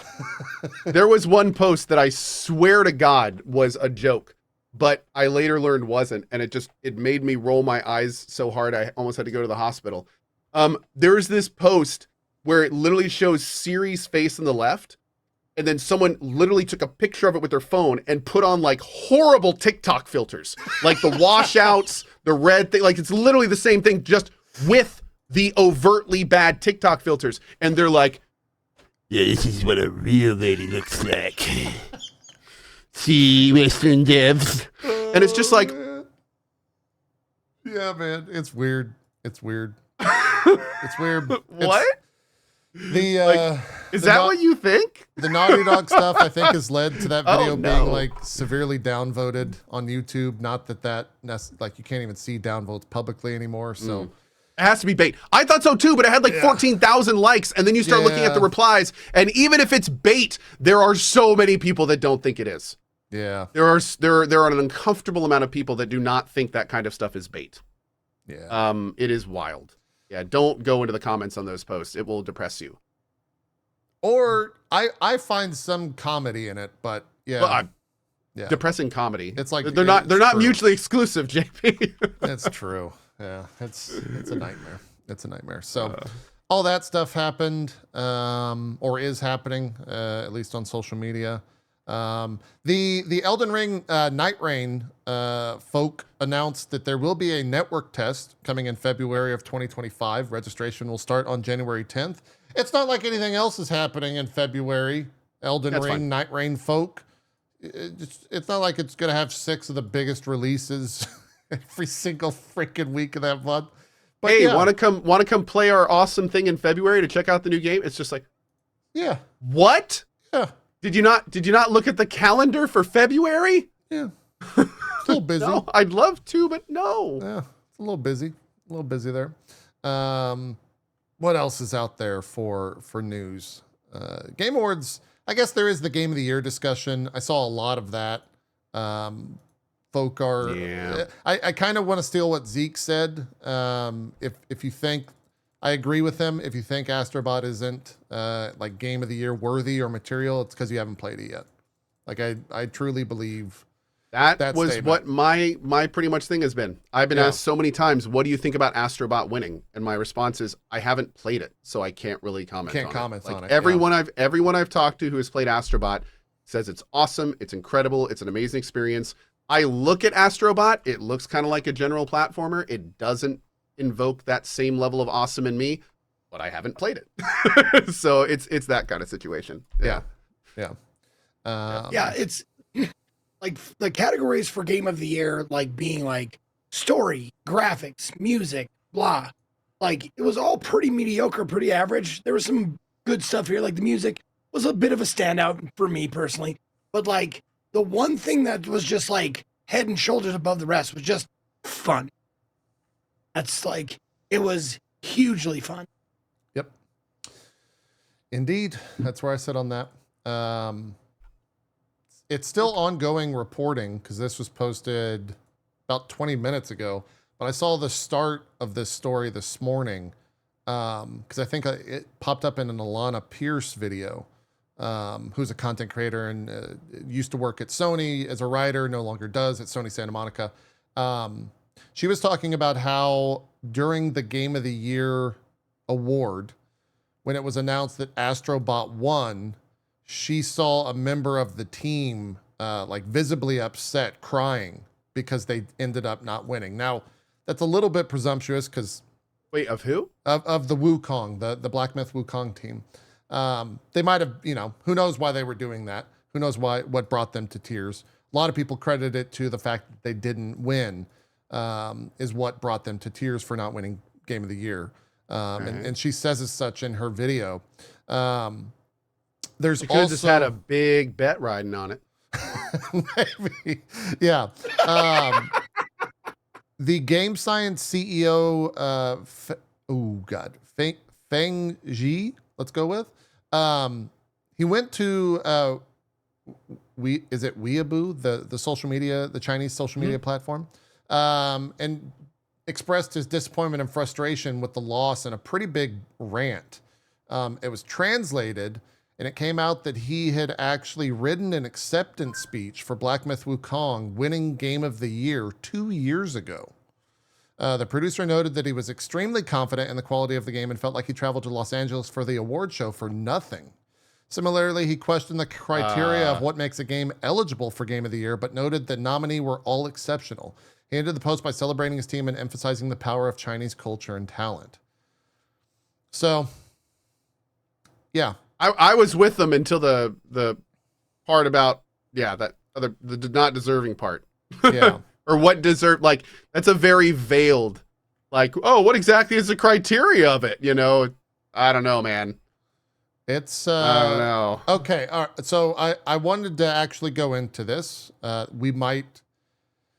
It says there's lots to take in here, so we've broken the important parts from the post mentioned in his rants in chunks, and then it says translated by ChatGPT. So that's that might Okay, be so God only very knows what important. intention or what Yeah. or nuance was lost in that. Yes, that is Okay. very important. So we and I got to wanna take state that very much at face value. Yeah, and because of that, I'm actually not going to read the Chat GPT Smart. translation because I don't want to be caught up in all of that. But regardless, he made a post about it. on a social media platform, the biggest in China, about writing an acceptance speech 2 years ago. Somebody just said, in quotes, translated by IGN. Oh God, no. Yeah, this was No. it was not IGN. It was from MP First, I guess is the publication. Is that maybe stands for multiplayer first? I'm not 100% certain.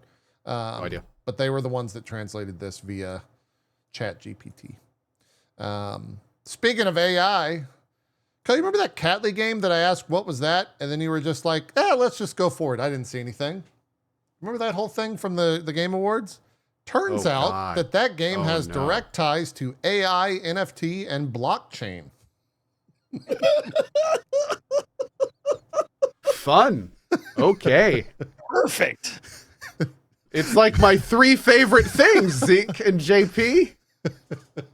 Wow. I believe you can speak for all of us in saying that it's our favorite things. Oh, Yeah. man. 100%. Apparently, this is the Steam description of the game Catly.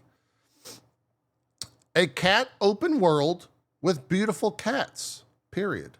Hyperrealism, With it so far. actions, cuddle, speed, islands, fashion, dreams, snow, robots, plants, -- all with cats, all with and via cats. That definitely reads like ChatGPT. What are the most common gaming single words? Let's make a list. The funny thing is, like, I deal with that shit all the time because, I play indie games from all over the world, and that shit, like, just like they take such a literal translation of what they're trying to say and put it like into English, and it just comes out like that, like just word salad. Oh my God. Hold on. I have to, sorry, I'm taken aback. This is the website that you load when you go to playcatly.com. That is horrifying. And then when you scroll down, Hold on a second. That's the first image you see on this fucking thing. the first Like, thing you see. it's a cat. It's a slam dunk, man. Wait, Just show a what is- cute cat thing. Like, this has Oh been since God, the what internet. is happening? Since ever. It's easy Are all to of win those- with cat Wait. pictures. And you Are those- lost with cat pictures. How do you do that? Are those all NFTs? I don't know, maybe. They might be. Oh my God. What is They're just going like on? AI this NFT is a fever stuff. dream. What the fuck is happening? Oh God, it hurts. Oh, God. It hurts. Why are they like this? No. From Coh's chat, Equinox Phoenix says literally all they needed to do was show an employee's cat. That's all they had to do. God. You're right. That is the And that's a best. win. A win. That is crazy, dude. Holy shit, that's a wild website. If you want to check it out for yourself, I do not recommend it, but it's playcatly, CATLY.com. There's music apparently that plays. Whew, that's a thing. Speaking of though, like I know we're not in the game section yet of today's show, but like if you want a cat game that is great, and I'm not kidding you, this game like made me tear up several times yesterday when I was playing it. Stars in the Trash. Like, no kidding. This game will touch you. Do you mean Like, no it's kidding? touchy. Is that? No kittying. Oh. Wait. I hate it. There's someone just also linked me this. The Catly App Store, your wrist buddy.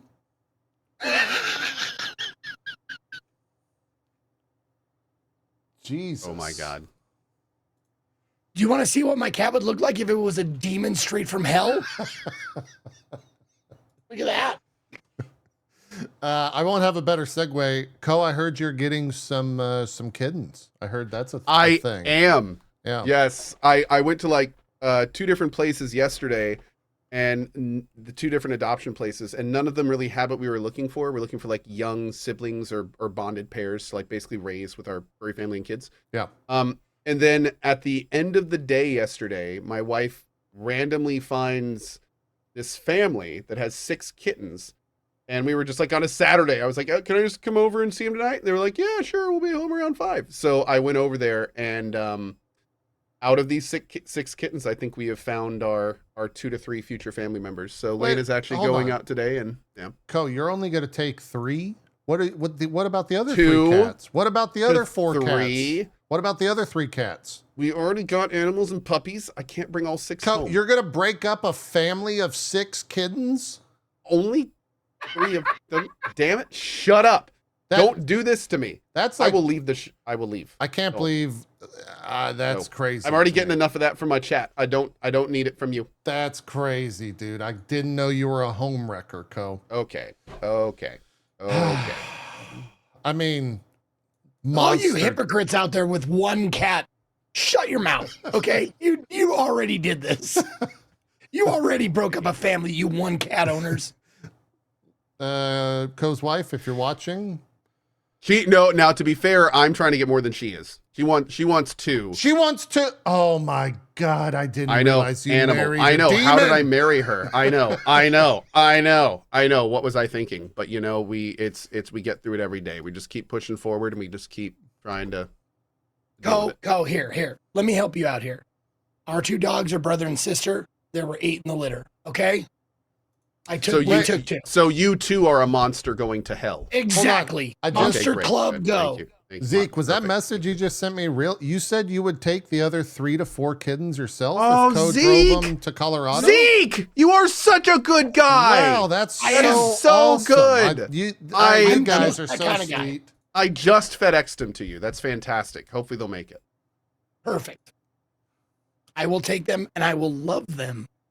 All of them. It's wild. It's wild.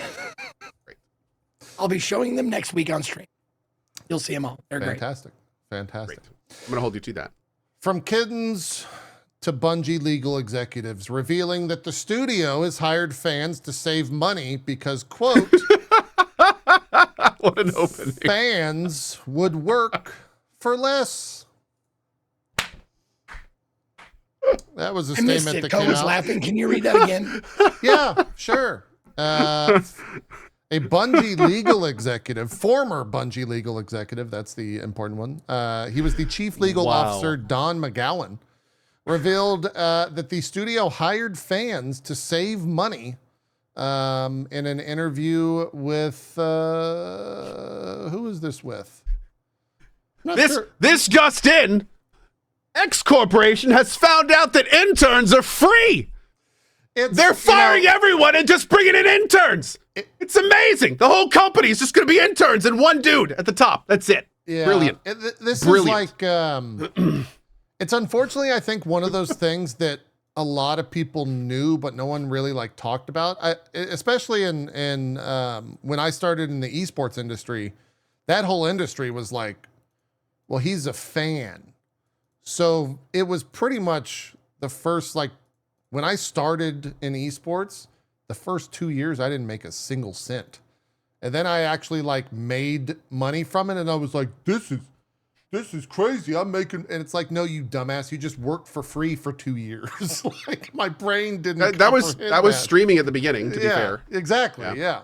Yeah. And so I think it happens a lot more than we're. I think the big thing though is you know, when you have a company like Bungie, which literally is surviving because of its consistent community supporting it, you would think that a company like that would be not only more aware of it, but maybe trying to do like the opposite.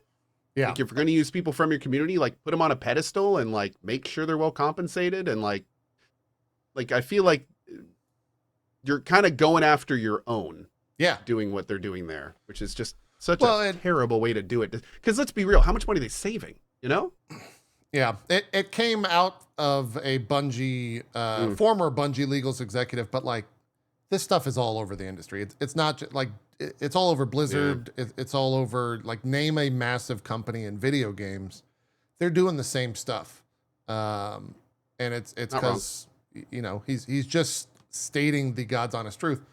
Fans would work for less because they're massive fans of these studios, and yeah, they want to work on whatever the Part of their next thing compensation is just working with the company. Right. To them, that's all they want. So yeah, it just sucks that that's taken advantage of is all. Yeah. But the reality is it is everywhere. Yep. Meanwhile, like kids like me who grew up with a dad that was like, listen, you don't get an allowance. You live in this roof. That's your allowance. You live under this roof, so you do this shit for free because I feed you. Right. Yeah. No, I mean, it happens. That's what happens. What else do we got? Not necessarily a shocking quote. And I kind of think that the dev that said this maybe could have given a little bit more of a statement, but a Marvel Rivals dev commented on why Rivals has thus far succeeded and Concord failed, with the quote saying, "It didn't bring any unique value."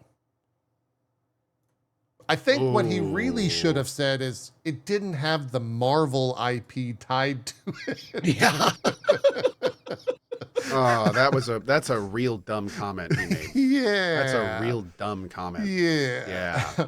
Did he also say that? Let's see. Let me read the full article. That was the headline.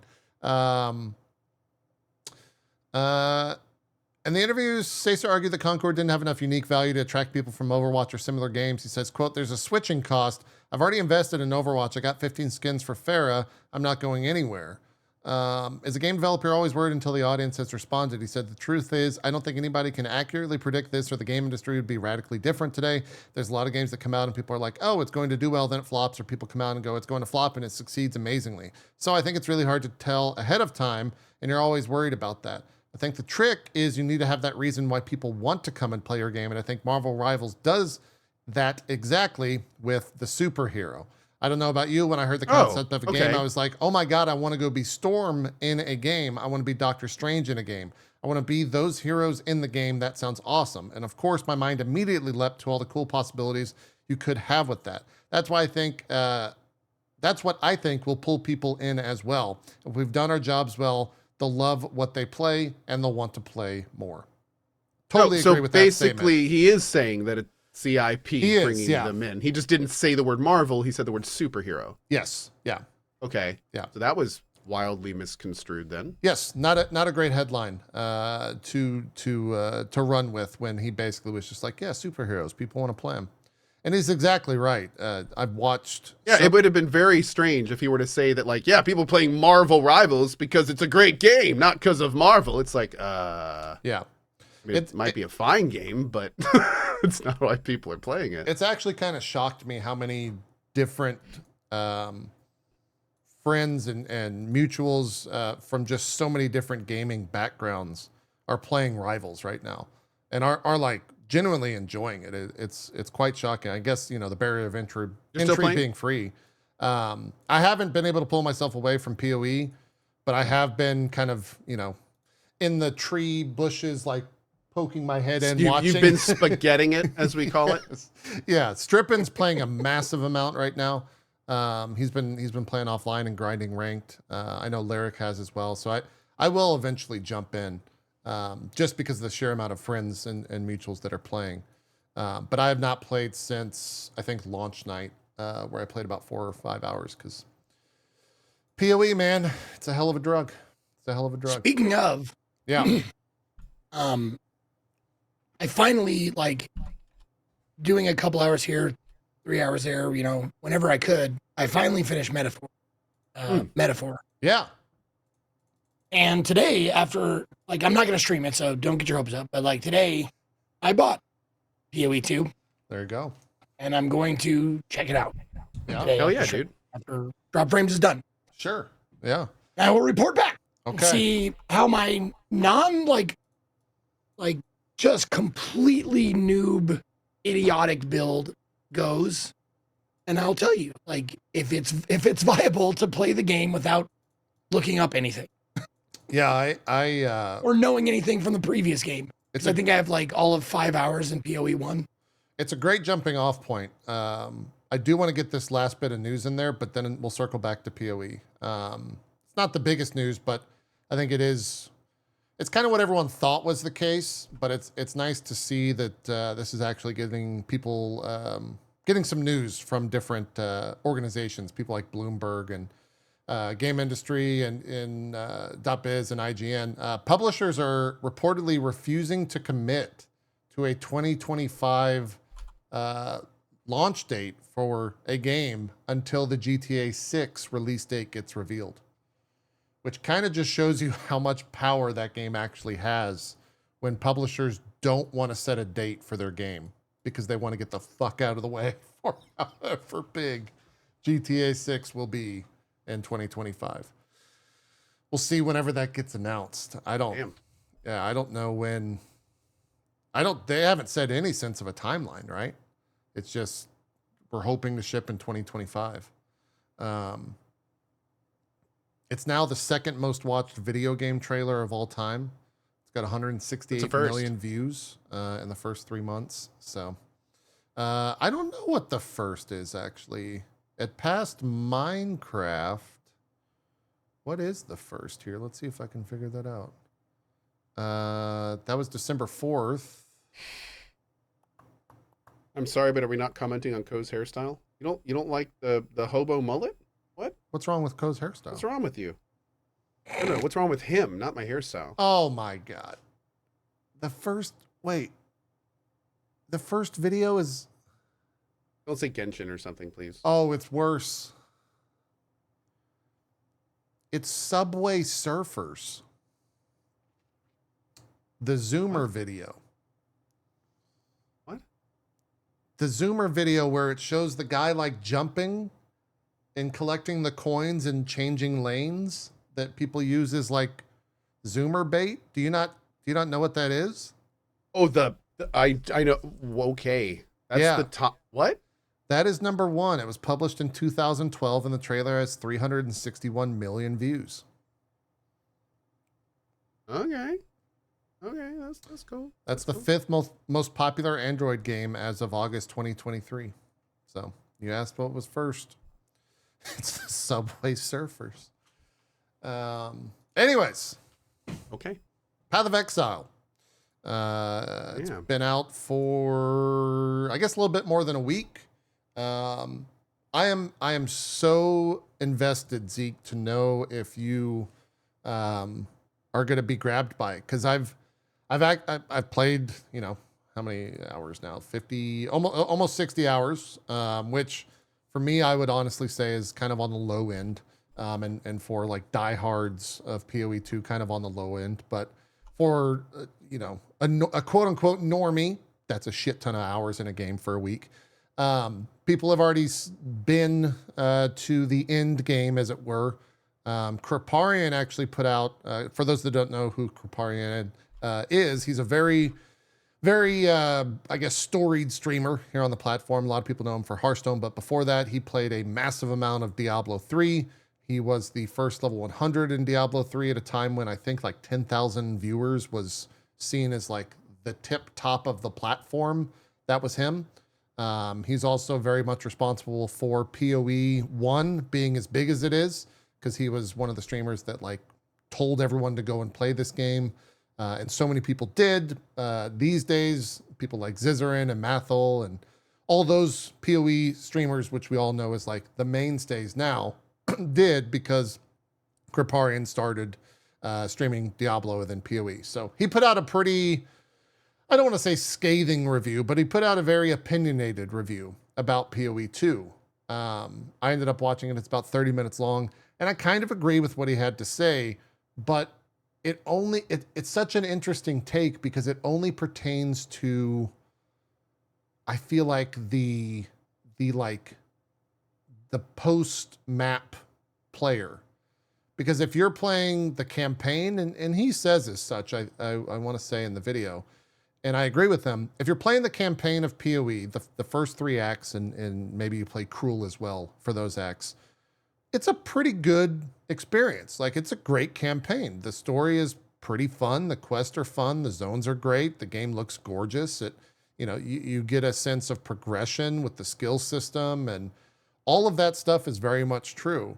It's when you get to kind of like the late game maps, the tier 10, tier 15 maps, that he started to really realize that all of that content is ruthless from PoE 1. Like the entire game is just ruthless from PoE 1. And as I started to look at it more in kind of that lens, I really do agree with him that like test that they did from PoE 1 a year ago or whenever that was them trying to see if the player base would respond to it. And in a lot of ways, they're not hiding it, but the graphical improvement to the game and all the other systems and everything that they added to the game kind of like obfuscate a little bit of that fact. And it's not necessarily a bad thing, but as you get later into the end game, it's one-shot city. For those that don't know what Ruthless is a mode in Path of Exile 1 that they put into the game as kind of a test where they pulled back all of the power levels and basically just made a much harder version of the game. Everything from like having no travel skills or having very few travel skills, to mobs hitting much harder, to just drops and items being much rarer. It was just an overall like harder experience. It was a ruthless experience. And that's why they called it as such.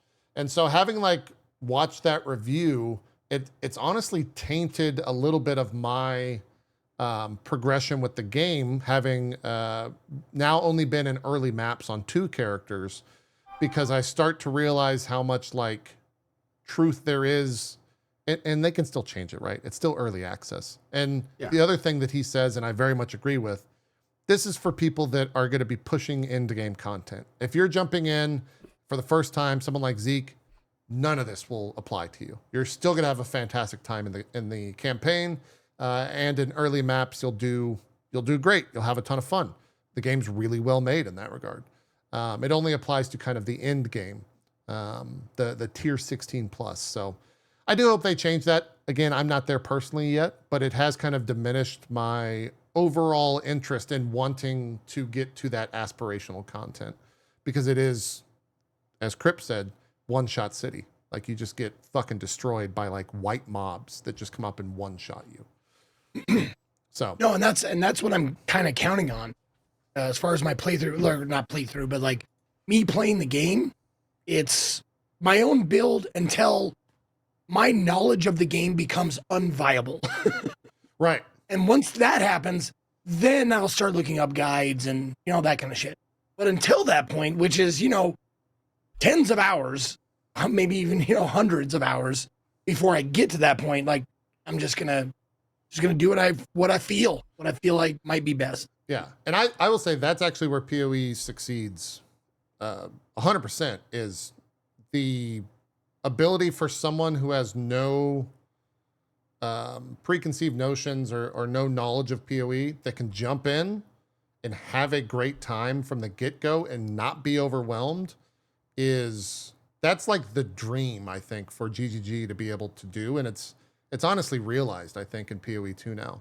I saw it with Gassy Mexican. I saw it with a ton of different streamers that were playing for the first time, that when they played PoE 1, they were just like, well, I don't fucking understand anything that's going on. This is way too busy. And then they got in PoE 2 and they're just like, okay, I get this gem, and here are a couple gems that I can use to like mess with that. This skill tree is kind of fucking crazy, but I know if I zoom all the way in, I don't have to pay attention to all of that yet. And I can, get this node because it gives me 10% spell damage. So let me go ahead and choose that. And it's just so much more approachable. And so that's where I think the game really succeeds, and is a really good time, because you can just hop in and have fun. You're going to die, but it's not going to be something that's like insurmountable initially. Maybe some of the later game campaign bosses might be, but you'll be able to grow, I think, at the end of the day. And also a big reason why I'm checking this one out. I didn't like get into PoE1,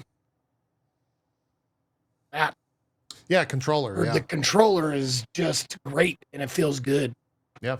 Yeah. I can't wait for the hybrid scheme. That's the only reason I don't use a controller at all. What do you mean by the hybrid scheme? They've, from what I understand, they've already announced they're going to allow you to use controller and then also use your mouse and keyboard for like passive attribution, inventory management, selling, managing your stash. Like right now, if you switch to controller, you have to use controller for everything. Oh. Even going through your like you can't switch back and forth between controller and keyboard and Oh. mouse. So that absolutely sucks. So what they're apparently doing is adding a hybrid scheme, so you can move your character around with a controller, but then when you do your bank and inventory and selling and all that, you can use mouse and keyboard. God. I thought And I will be here for that. I took that for granted. I honestly did because Oh, me too. I When I realized you played couldn't games do like it, that I where stopped using wanna, it. like move around, combat, all that shit with controller, and then when it comes to inventory management, you just grab the mouse and keyboard. And once the game senses the mouse, it just switches automatically. Yeah. They don't have that. No, not yet. You have to actually Ugh. exit out to the main menu to switch your control scheme. You can't even do it in the Okay. game. Maybe maybe it's just a WASD game then. Well, I will say this: WASD is awesome. I love Sure. it. WASD feels great, and it connects you to the characters so much better than I feel like Click to Move does. Like I am loving WASD in this game. Feels Okay. great. I haven't tried it yet, but I can't go back. I think I'm playing the game in a weird way, utilizing the WASD thing without actually playing it.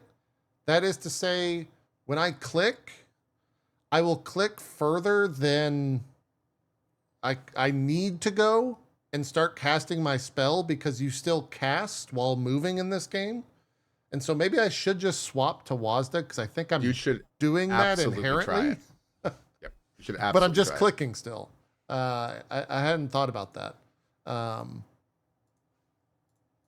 The only thing though is I use W for some of my skill keybinds, and that's like got 10,000 Unacceptable. hours Change it. ingrained. So Unacceptable. it might be kind of a hurdle. I bricked my character last night. Unfortunately, I am playing a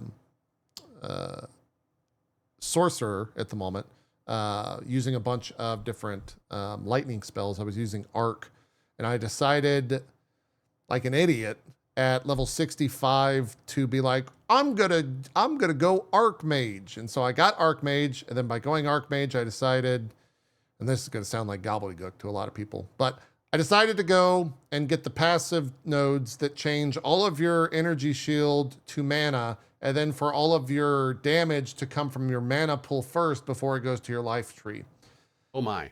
at level 65. And I was like, this is gonna go great. And I walked into my first fight, and it's like, I don't have any fucking mana because I just got hit.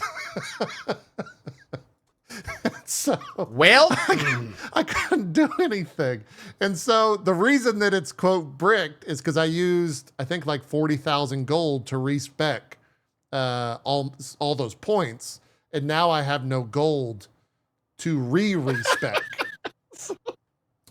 So Yeah, okay, now, ignorant noob question: can you not go back to like lower level places and like slowly grind up your gold again? yeah, which is what I'm gonna have to do / have but done. that's Okay. super So annoying. there It's is a super way out. annoying. Yeah. And yeah. like nobody that plays that game is going to want to do that. yeah, Like, I, at that point, you You're just may gonna just start consider over a new re-rolling. character. Yeah. I would probably, yeah. I mean, it might be faster just to re-roll, but I don't know. It's not. It's bricked in the sense that I have to do something, and I can't immediately like play the character at this very moment. Like I'm gonna have to go farm some money, change skills, get new items, blah blah blah blah blah. So we'll see what happens with that. But I had a great time playing it up until that point, and then I was just like, let's turn my character into something you shouldn't do till you're much later on in the game with actual gear and, you know, the supporting passive skills from the tree. And it was a stupid decision that one should not do. But I'm not following a build. I don't think a lot of people are following a build, and I'm still having a pretty good time with it, which has actually been really fun. Just clicking around and trying stuff. Cohh, we're watching some of your gameplay here. You're playing. Someone said you were playing hardcore on all your characters. I was playing hardcore for like 5 or 6 characters, and then switched to softcore so I can actually complete the axe once. Yeah. Because that'd be fun. Yeah. And as soon as I'm done, I'm gonna go back to hardcore because I've been loving my hardcore time. Even though it's just so brutal in this game, it's punishingly brutal, but it's a ton of fun. Yeah. So. What are you playing that died in hardcore that you kept playing? Merc. The ones that I've really done so far are Merc, Ranger, and I did a little bit of Witch, but I didn't like the Witch too much. So Merc and Ranger have been the ones I've been kind of focused on. I've really been digging those. In fact, my Merc currently in softcore is using a Ranger skill and a Merc skill. Oh, okay. And a bow and a crossbow, so that's kind of interesting. But nice. Yeah, mostly playing a Merc right now and Doug Ranger as well. Played Monk a little bit too. Monk was a lot of fun as well. Monk seems really, really strong. I've only played the caster. I've only played Witch and Sork, and they're fine. But Monk seems really strong. I haven't seen too many people saying Titan's like great, which is the full melee class. And then Merc and Ranger are also very strong from everything that people are saying. Zeke, are you going caster route? Have you decided? Do you have an idea? I always do that first on RPG games. Okay. I always do magic, but with a game like this, it's hard to decide, because there's so many different magic users. Yeah. Like primary magic users. I mean, that's their main weapon is magic. But I remember my Diablo 2, like not playthrough, but I think I got up to Diablo, way back when 5 years ago or something when I first played Diablo 2. I did the necromancy with the corpse explosion and stuff like that. Sure. That was a lot of fun. Yeah. But I mean, lightning looks great, fire looks great. Is there something besides lightning and fire? Like there's ice. The main weapon? Ice. Yeah. There's Okay. ice. It Electricity. Yeah, well, I guess it's lightning. Lightning. Yeah, I guess that covers that, doesn't it? Yeah. Chaos, but that's different. What does chaos mean? It's like, chaos is purple. It's just a different damage type. chaos is It's not purple. like chaos magic like D&D, like it's not unpredictable. No, It's not. It's Okay. predictable. Sort of. It has some different. Yeah, go ahead, JP. purple bleed. Let's go with There that. you It's like purple bleed. It's chaos magic is. And then there is also bleeding and Yachts. poison. Yeah. There are physical spells if you want to go that route as well, which are bleeding, like Cohh said, and they're outright called physical spell damage in this game. So Okay. the game will tell you all that. Which one looks the coolest? I mean, I think that's eye of the beholder situation. Sure. Okay. Warrior. I was wondering if there was a standout that was just like, that's so cool. That's like the coolest. Warrior's pretty balls out. Warrior's pretty cool. Warrior's pretty cool. It looks pretty badass. Big old 2-hand smashy. Yeah.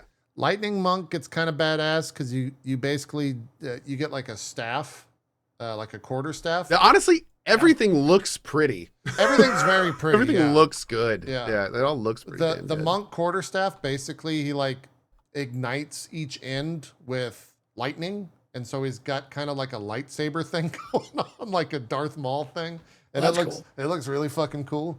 But I would say don't play warrior unless you're really into it, because I think you'll bounce off. Warrior's pretty underpowered right now. Yeah. Yeah, especially in the starting game.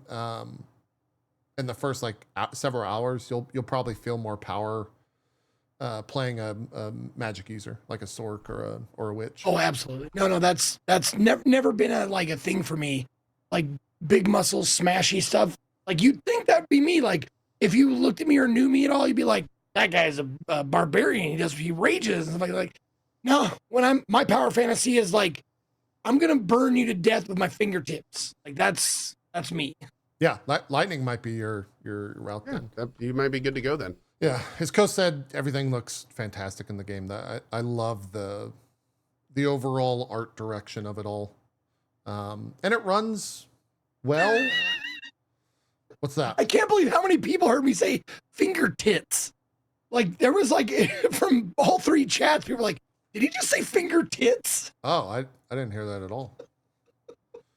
I think I'm more surprised you didn't say that. At this yeah, that's true. I'm with Cohh on that. point. Yeah. I don't remember what I was gonna say, but play like lightning. You'll probably enjoy that. It'll be a good time. Initially, we'll see how. I am curious to see how far we make it, or how far you make it. You could also play co-op.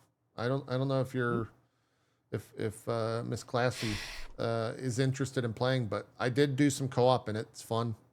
It was a great time just walking around and actually playing PoE with another person after 8,000, 10,000 hours. It's been a solo experience for me, so it's been good doing co-op stuff. For anyone asking, I won't be streaming PoE 2 because for a couple of reasons that you probably already know. The first reason is I want to know nothing. I want to try and fail things. And the streaming it makes it difficult because people will go like, why isn't he doing this? It seems it's like, that shit. Like, even if you're trying to be helpful, it's like, I don't want to know. I just don't want to know. Yep. Makes sense. Nothing wrong with that. In terms of news, PoE related stuff, they've made some pretty significant changes, outright just demolishing builds that have existed. And some of the community is, I think rightfully so upset about that, but it is early access. So it's not like it's a proper league. None of these characters all of these characters are within the standard realm, but they kind of just gutted the cast on X builds. So cast on freeze was using Comet, and mobs were freezing very, very, very frequently. And they were just like, yeah, we're going to stop that. And so that build was kind of demolished. There was a couple other builds where people were just one-shotting bosses, and I do mean one-shotting bosses, so that stuff makes a little bit more sense. And it doesn't outright destroy the character. So one thing though is honestly, I heard more people upset about the fact that they weren't able to respec than they were about the nerfs. Like, well, I think most people were frustrated that that the update bricked their build and yes. they didn't get a chance to like recover. Yeah, I mean the recovery process is to go and farm gold. And I think I would hope that GGG is taking a look at respec cost, because they are very high. Further you get in the game. It seems like, especially during EA, there's no reason not to offer free respecking after every major patch. Yeah. Like it seems like this has been a wake up call, and I hope they're thinking of whatever that system's going to look like to get it implemented as soon as possible, because it's needed. Yes. Yeah. Absolutely needed. And if you want people to like test your game and try different things out, like just make it free for this period. Like that will get people to test more things out. It doesn't test the situation to remedy that in the long term, but in the short term, it gets them to continue playing their character. So I guess you have to look at, is it more of a win? I totally thought you were talking about the $30 buy-in. I was like, what? No, you're talking about respecking free. Yeah, make it all free. Yeah, okay, yeah. Okay, I see what you're saying. No, I'm not saying give them the $30 back. I was like, that would take the sting out, but I don't know if they're gonna do that. Yeah. No, I mean the $30 fee. I mean respecking. Though. I don't mean the $30 fee. Now you got me confused. Yeah, I know. Now we're all just confused. Okay. Yeah. Right. So every patch they refund us $30. Is that what I'm getting out of this? I think that's what I'm trying to say. All right, cool, great, perfect. We like to get the right information out here on this channel. Yeah. By the way, have you opened this yet, Cohh? Did you get this? No, but probably because I haven't done my puzzle box yet, and they're still mad at me. Okay. This came from China, and it came in the box it came from was completely wrapped in orange tape, and I was a little bit worried when I got it because it just said my address on it in giant black Sharpie. And I thought I got mailed a bomb. 100%. So wait, have you not? So why have you not opened it? Because I just got it this morning. So I'm gonna open it on stream tomorrow or something. I don't know what's in it, but I have no idea. I was very like, what the fuck is that? When I looked out my my front door. Understandably. Yeah, just a giant orange. Dad is saying box. open it now. Okay. Are you doing chat? Oh, he's doing it, chat. I don't Look at that. Look at the power you have. Oh my god. Wait. Oh, I don't have a knife. Wait. Well, maybe SOL then. Maybe. Okay, great. That's just all over my nails. Fantastic.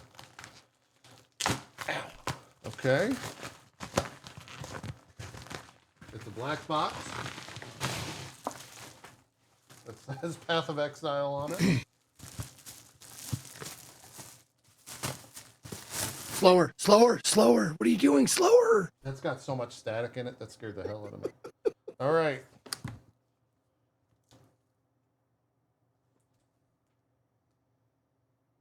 Anything about embargoes? Check for dates. Check for dates.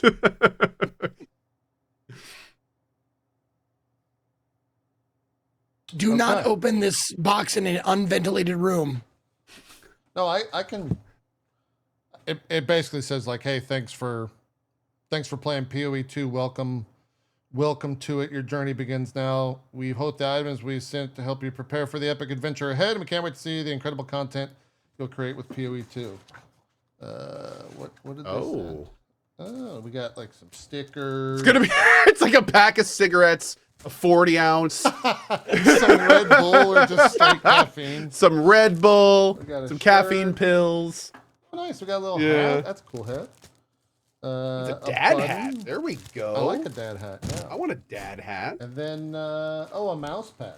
Okay, Or so when yeah, you wear like yours out from box. playing PoE. Nice, dude. Okay, okay. Yeah. Not bad, not bad. Pretty good. Pretty good tapes.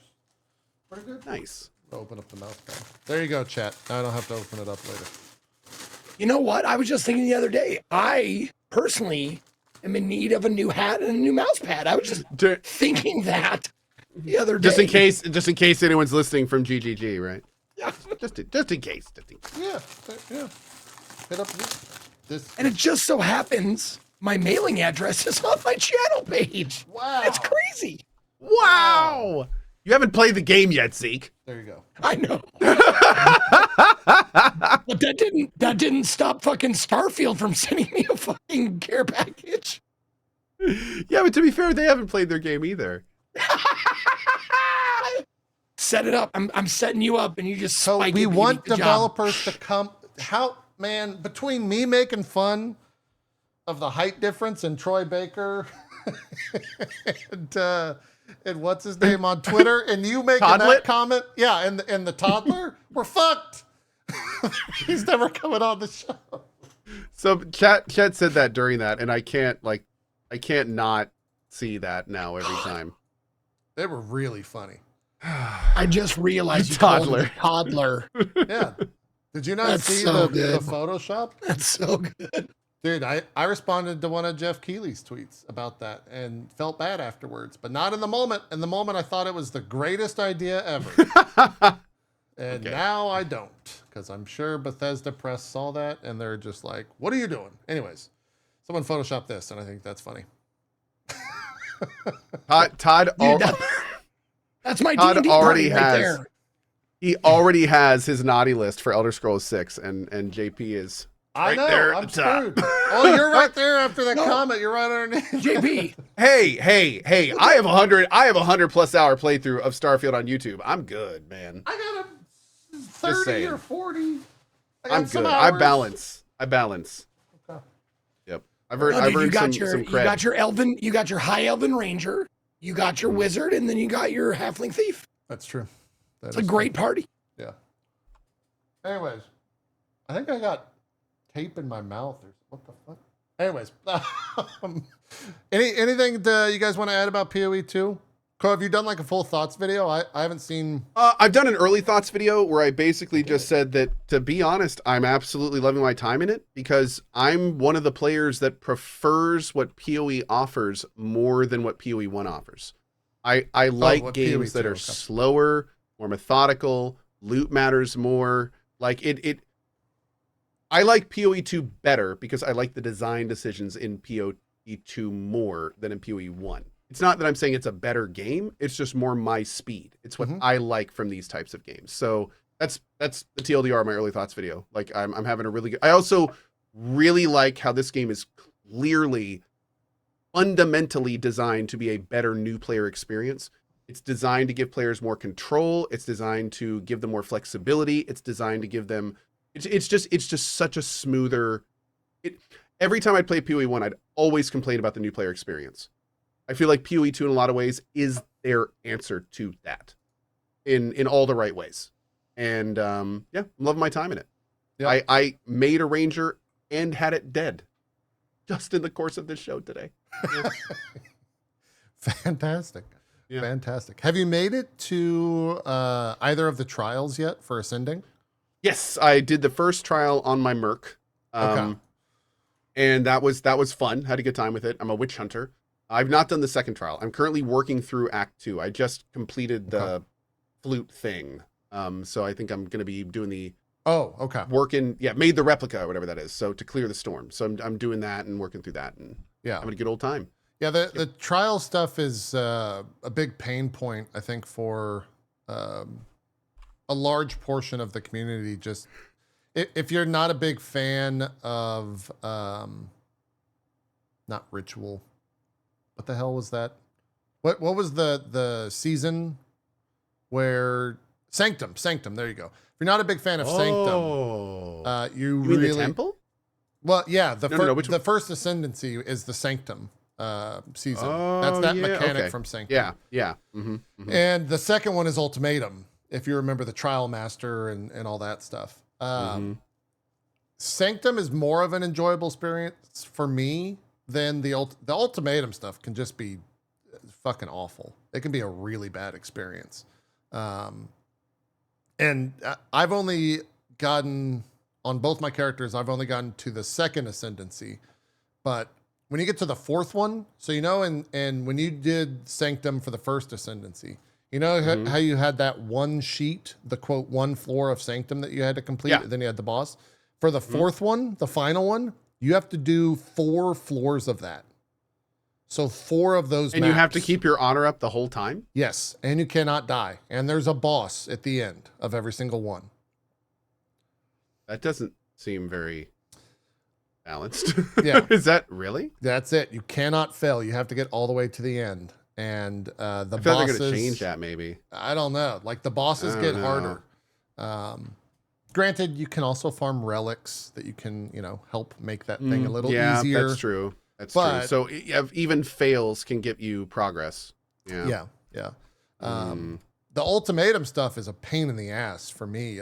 Some of the bosses that you get at the end of Ultimatum all suck for different reasons. There's one that like puts a tornado down right on top of you that'll just like one shot you ultimately. There's like a multi-tiered chimera fight where they'll just like fly up and go to the top or go to the bottom and you have to like chase them around the map. That sucks. There's one where there's like 2 other bosses, but I actually can't think. I will see these. So you will see them eventually. Yeah. And they're just kind of annoying. They need to like reassess that stuff. And I'm sure they will, right? They've probably gotten so much feedback. I might actually reach out to them and see if they want to have, Christmas kind of like, Jonathan, you want to come on next week? 2 days before Christmas. I'm sure he's not busy. I'm sure, he probably would if I asked, but yeah, maybe we'll have him on, in the new year. That'd be awesome. Yeah. See what they're, love to talk to him about future plans and stuff. see what they're thinking. 'Cause they probably have so much more.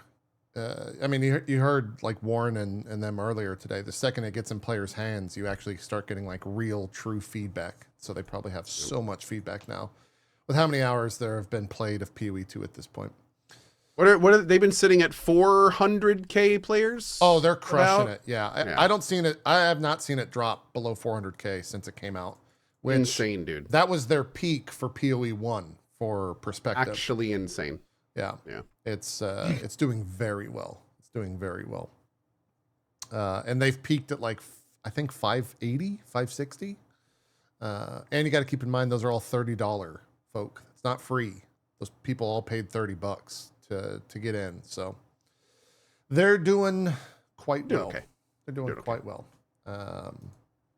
Makes me very excited for whatever the future is, because they can now, hopefully grow even bigger as a company and continue to push out those contents or push out that content, seasonally. Big time. I'm excited for it. It should be good. I will keep playing the PoE. I'm sure. PoE 1 peak on Steam was less than 250K, says Saitian. Really? I thought they peaked at. Okay. I thought that was. Is that even with the 300. later ones? Yeah, I thought more like Mirror of Calandra or whatever that Season of Calandra was 300K. God, they're 516 currently. Right now?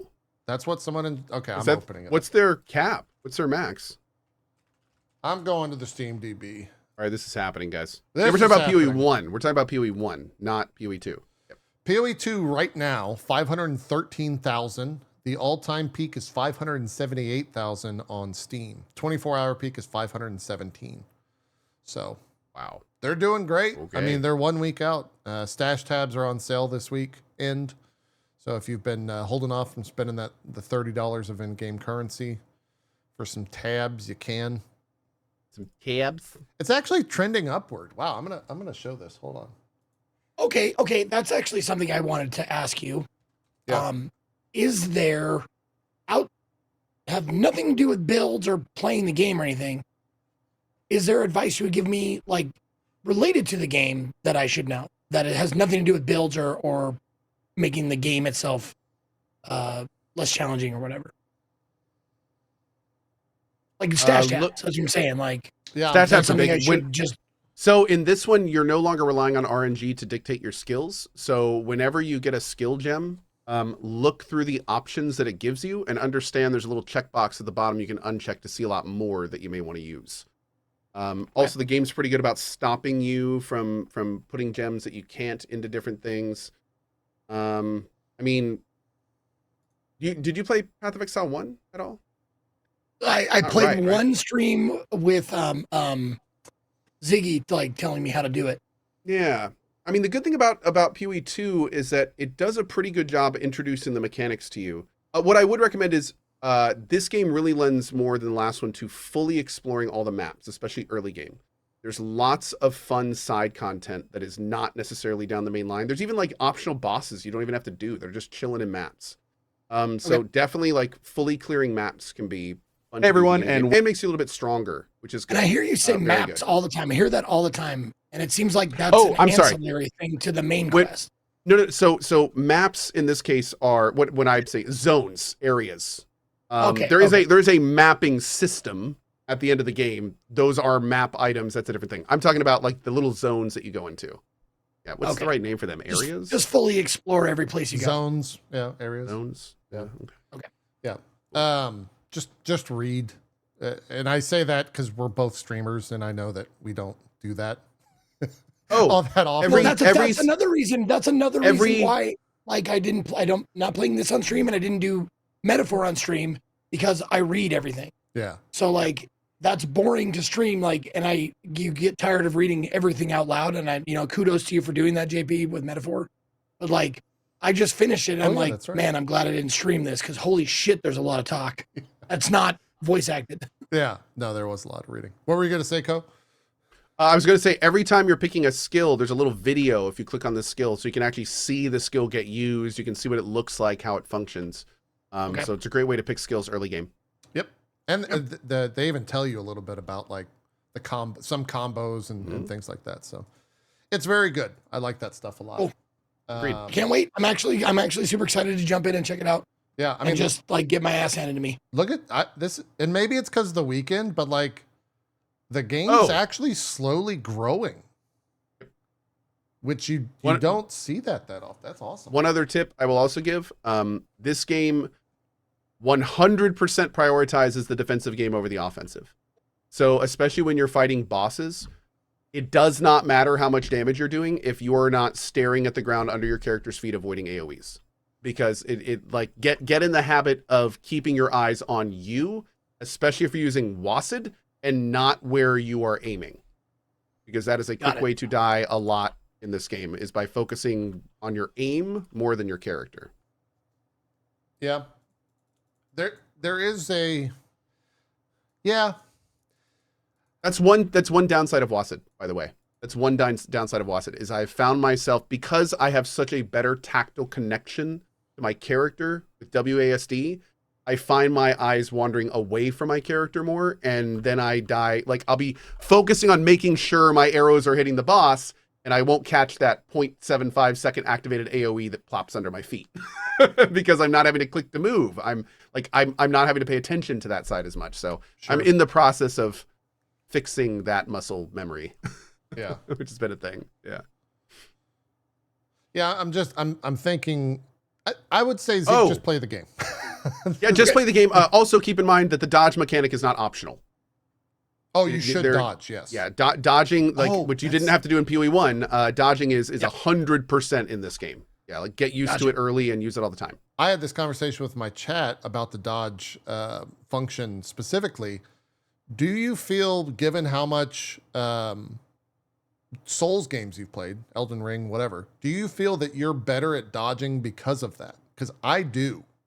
Yes. I will say I feel that I'm better than dodging that, but I will also say this. I think the dodge mechanic is half complete. How do you figure? I think the dodge mechanic is too important to the core of this class to not have major skills, passives, and abilities that are going to alter it. I think that the dodge needs passives in the tree that make it longer, that give you more iframes, that make it faster, that make it so you can double dodge, that make it so it changes the act of the dodge, like maybe with blinks and stuff. Like, the dodge is simply too important of a core mechanic to not have it be somewhat more customizable to how you want to play your class. Sure. There should be a warrior dodge. It makes it so you don't even move. You just get like an 80% damage reduction while you're, for a fraction of a second. Like it just feels like dodging is too important to not have there be more Path of Exile in that system. Path of Exile is all about customization, making things yours. And literally dodging is like a third of half, 60% of boss fights. I feel like it's just, there's not enough in it. Yeah, I see what you're saying. There are ways to like alter it. Like you get access to blink as a spell later on, but it's much later, like level 50 plus. Yeah. Keep in mind, I'm only midway through Act 2, and I haven't seen like anything to do anything to it. We're gonna have across multiple classes. I think what when you're saying like to bring the PoE-ness of it, that they have specifically said like the traversal skills, they do not want that in PoE 2. Yep. And so they got to be careful about like adding that stuff, because they don't want to just like make movement skills a thing and negate the dodge. But I see what you're saying 100%. And I agree with you 100%. It might just be like for instance, it'd be interesting. Well, it'd be hard to balance, but it would be interesting if like each class had a different type of dodge. Right. Yeah.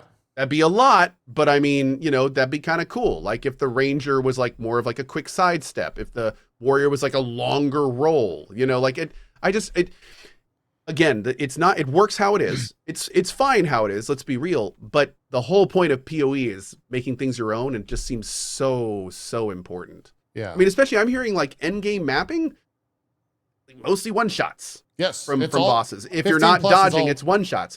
So it's weird to think that just from bosses either. It's from like white mobs. You just get one shot. So it's just weird to think that important of a mechanic is not more customizable. Yeah. The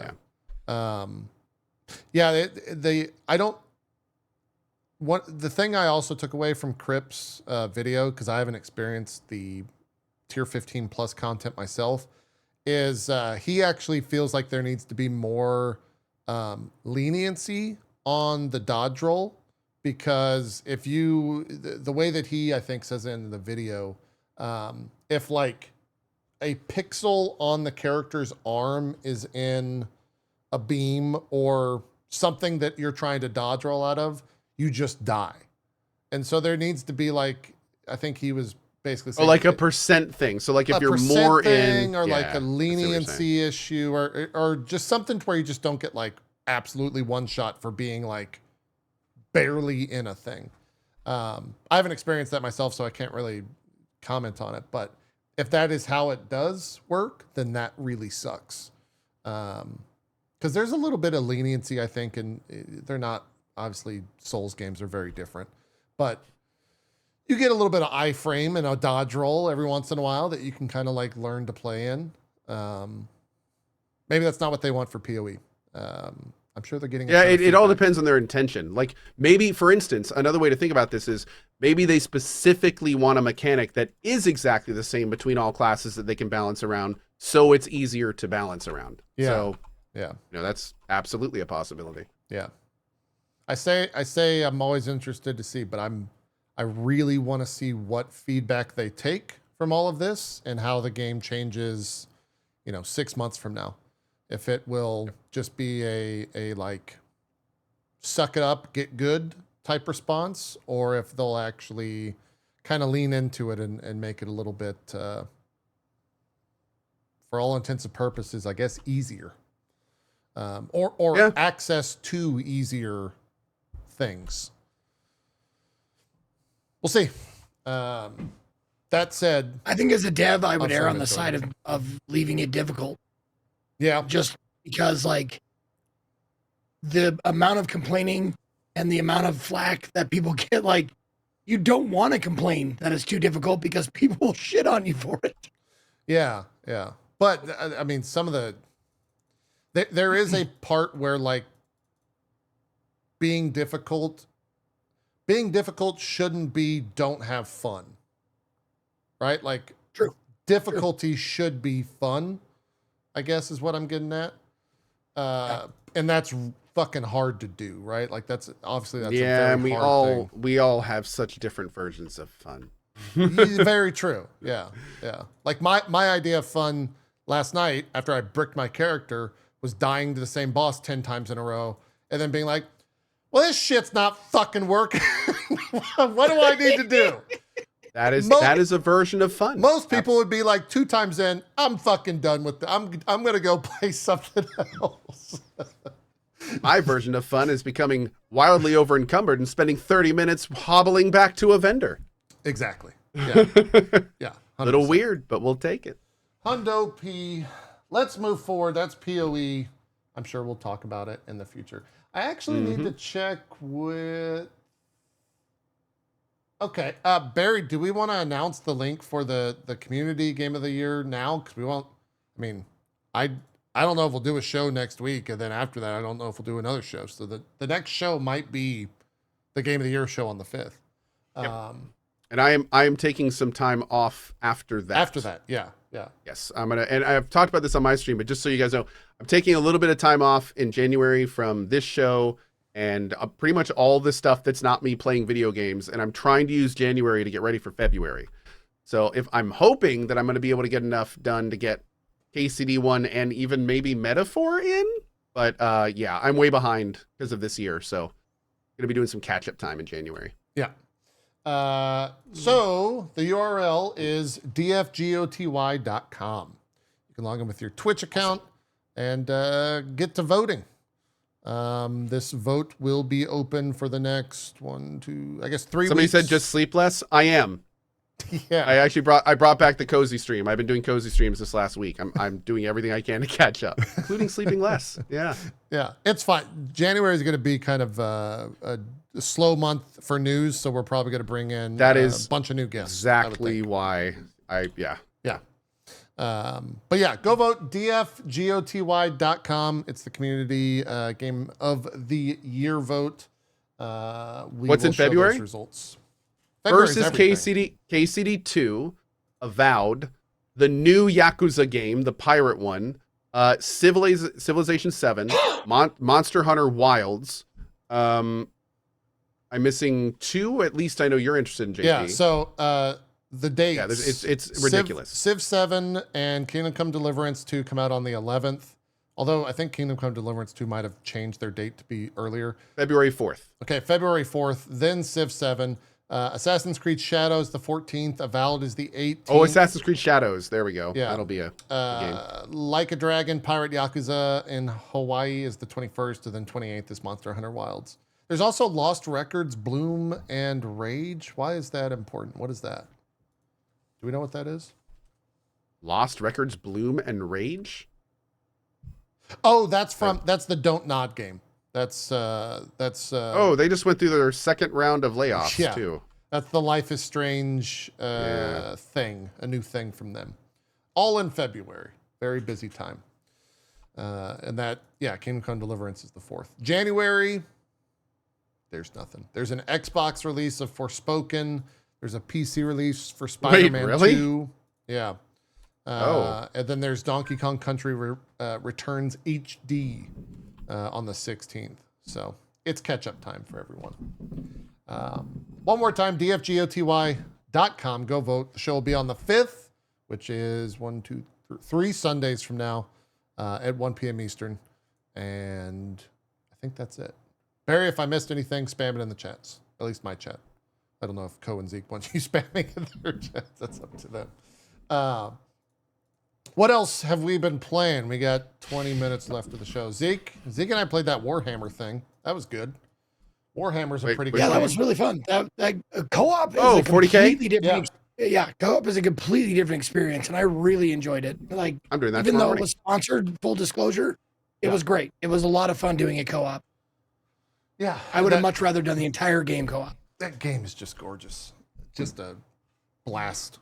I can't say enough good things about that game. It was a good reminder to have played that game yesterday. Cohh, you're doing your sponsor for it tomorrow, right? If people want to check out some more Tomorrow Space morning. Marine. Yeah.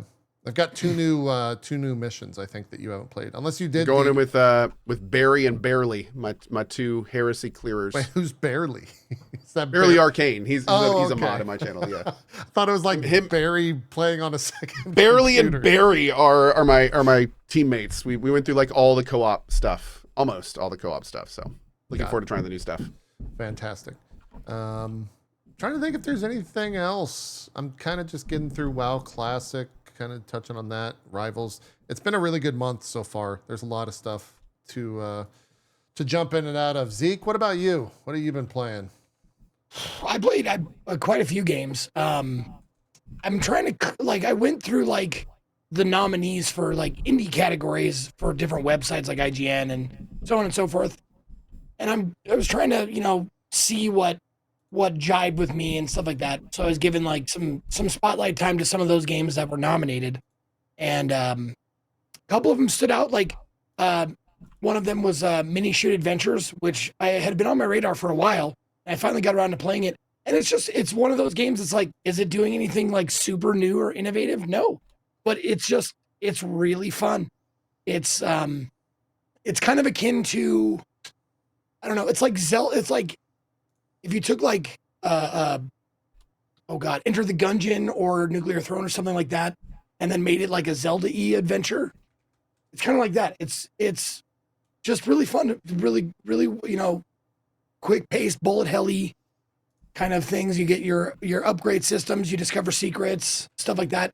It's not modular, like it's not like room to room to room, technically, so to speak, but like you will go to a place on the map and they'll lock you in until the battle is done. They'll do that from time to time, but it's got a map that you explore, and you find like oh, that tree looks weird, and you go like up to it, and then I can go under that tree to get to this little secret little cave or whatever. It's very fun. I enjoyed it. Nice. What else? I played Zoocosis, which people like. Oh. It had mixed reviews, and I'm not sure exactly why. Maybe I played a later patched version of it or something. Maybe it was broken or something like that. But it's also like it's relatively short, but it's very well done in the eerie, like weird category. It's sort of it's body horror, like Cronenberg-y. Like you'll see like these mutated animals with like, their head splits open and they have got like teeth inside of their neck hole and, all that kind of weird shit. And they make you make these choices like that are kind of brutal choices. Like one of the first choices you make is like, you find out where the meat comes from for the animals, and you have to make a choice about that meat. Like, do you want to make more meat or do you want to like not do that? And of course my first choice was like, oh yeah, meat it up. Let's do it. Yeah. And a couple of people from my chat were like, I have never seen anyone play this game the first time and make that choice. I'm like, well, good. Excellent. I made the worst choice, which I often like to do when I play games. But I will say, like, it does get a little repetitive, because it's go to an animal enclosure, feed them, test them, cure them, like face a mutation kind of a thing. It's kind of formulaic a little bit, but for the little amount of time that I had with it, I think it's 6 hours. I played it 6 hours of it. I gave it a half a stream plus some. It actually ended up being pretty good. I was surprised at how much I enjoyed it and how like eerie it was. There are a couple of takeaways that I didn't like. The jump scares. If you're gonna try this game, turn the sound effects down to like 20% tops, because those fucking audio like levels are bad. They are just like loud is scary bad. Don't like, once you have them leveled properly, it's actually pretty freaky. But at the beginning, it's just like, I don't even want to give you an example because it will. Yeah, I was going to say piss thank you you. off. We're good. We're good. Like it pissed me off because it was just like, wow, scary noise. And it was just like all encompassing. I'm like, dude, don't do that. So once I turned down the volume, it ended up being pretty freaky. And the way they mutate the animals to make them look scary is really good. Really well done. I like that one. I played another game before. This isn't a new game, but I played a fun little like puzzle management game called Orginizer before the drop frames. Called what? Orginizer. Okay, I did hear that. Yes, right. it's like Organizer, but orgy. And basically what you do is it has Twitch integration. So you'll see like Twitch names in there with their Twitch logos, whatever they have on their profile page. And it shows them like they're members of a party, and you start out with a small party. And then it shows their likes and dislikes, and they'll tell you like, I don't want to be in a room with Zeke, or I want to be in the BDSM room, or I like nipple pinching, or something like that. And then you have to match them up, and there's an optimal way to put them in the party. And then it's like a logic puzzle. Like those old math logic puzzles where it's like A comes before B, but not after F. And F has to be close to D, or that kind of shit. It's those. And once you get it optimally, because then you can D move is on to close the next to level. Oh. Yeah. Okay. That's right. Okay.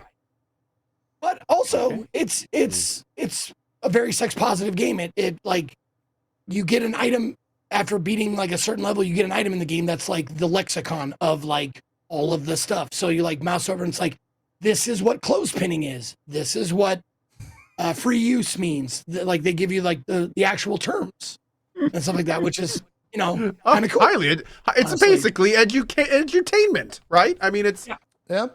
But it's also fun because it like you involve members of chat. It's like DJ Bahamut does not want to be in a room Corencius, but Super Sea Lion will only do pet play with Stickster 42. So like you're calling him out, and then at the end of the orgy, you're like, okay, in the lounge we have blah blah blah doing blah blah blah blah. It's great. It was a lot of fun. If people ever address this show as not having range, we started with Warren fucking Spector, and now we're in pet play with Zeke. wherever we are with Zeke. So, you can't say that we don't really cover all the bases, check all the boxes. Yeah, it's great. It's just a fun game, especially to stream. I would say. What, as PS Fanatic says, what a day to have ears. Yeah. It does sound, it does sound very sexy. All you prudes out there, come on.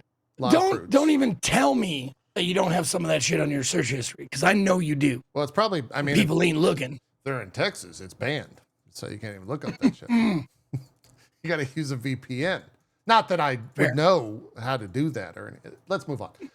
What else have you No, played? the funny thing is, I thought I was a pretty well-versed pervert, and it turns out I still had more to learn. Okay. Great. What else have you been playing?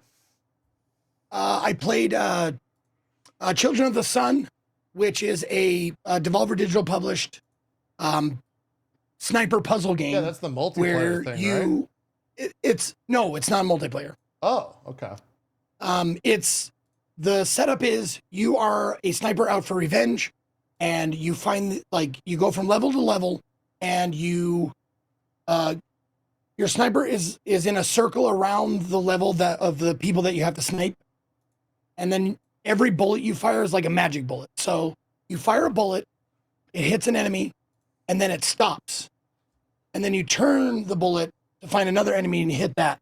So it's like once if you have to like go around obstacles and stuff like that to try and hit all the enemies with one bullet is like the object of the game.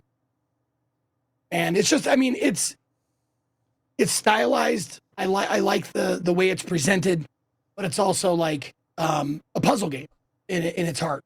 And you know, I love puzzle games. Yeah. So this is what you do. You travel around the circle. That's the targets are in this area with the houses and the cars and stuff.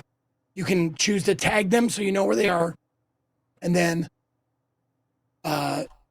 soon I will fire a bullet and you'll see like the mechanic of it. It goes from person to person to person, and you can use environmental objects to like take care of a couple, like you can shoot a gas tank to take care of like the two people standing next to the car. And once that happens, time stops, you turn the bullet again, you find your next target.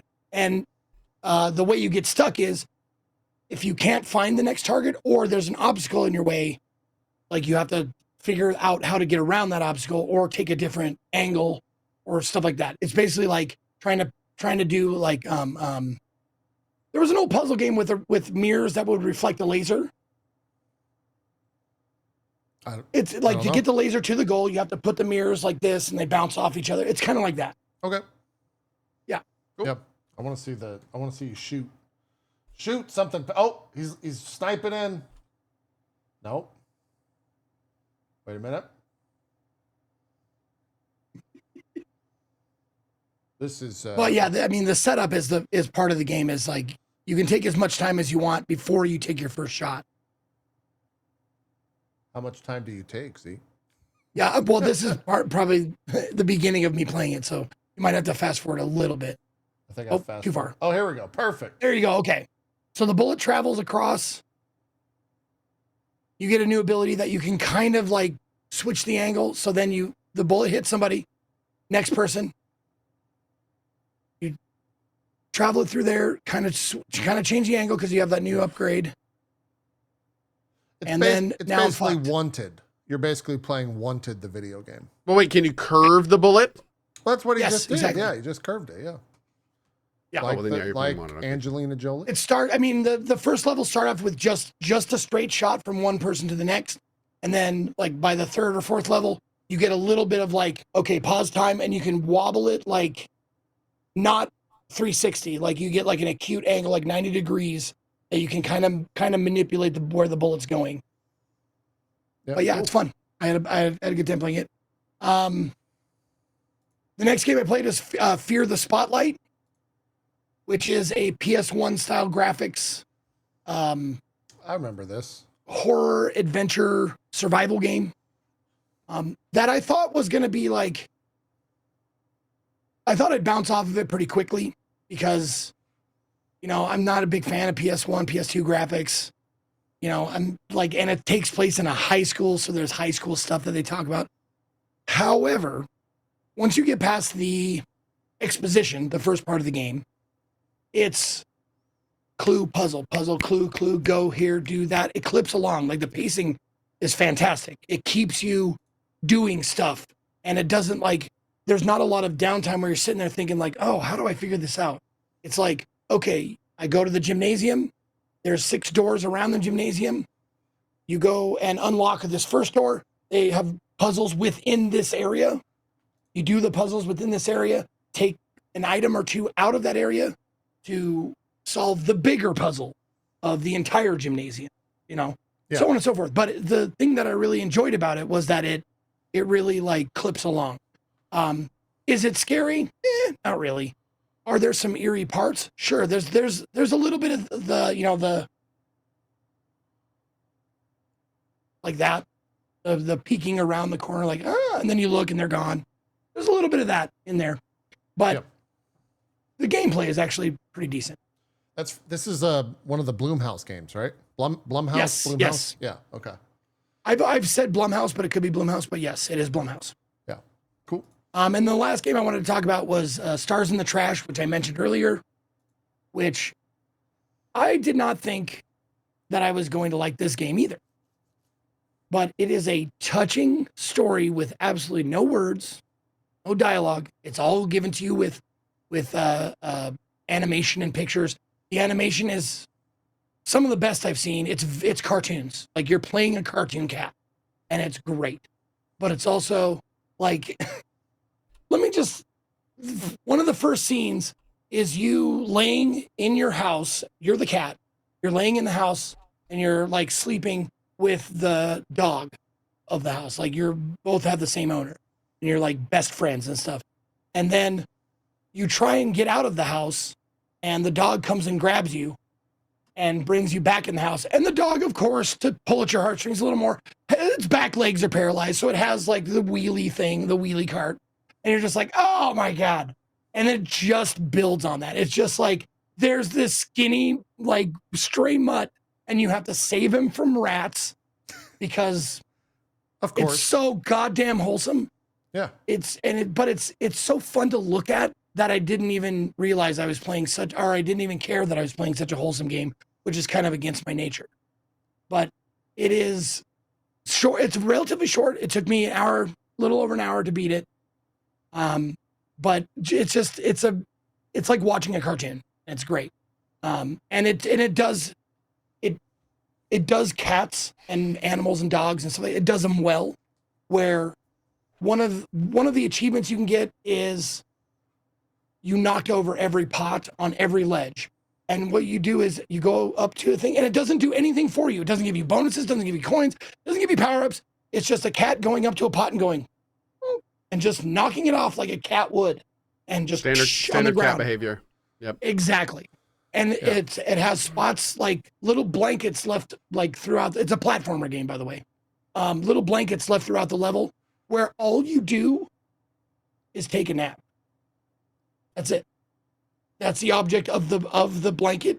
There are no power-ups in the game. There's no upgrades. There's no skill tree. There's no nothing. It's just, do you want to act like a cat? Then here's your thing to take a nap for no reason. They understand their audience. Yep. Yes. And then this is a mural. I come to find out at the end of the game, this is a mural to all the devs' animals that have died, and they're on the Rainbow Bridge. And it fucking crushed me. Yeah. No, that's crushing. Yeah. Yeah. But there it is. There's one of the blankets. You can just, that's all you do. Sit there, sleep for a bit, and the controller vibrates as the cat goes. Nice. But it's charming. It's charming as fuck. And it won me over, even though I didn't think it was gonna. Zeke, hypothetical situation, having played this game about cats. If you had the potential to get 6 cats instead of 3 cats, I knew this was going that way. would I knew it. where Knew would it. you really go?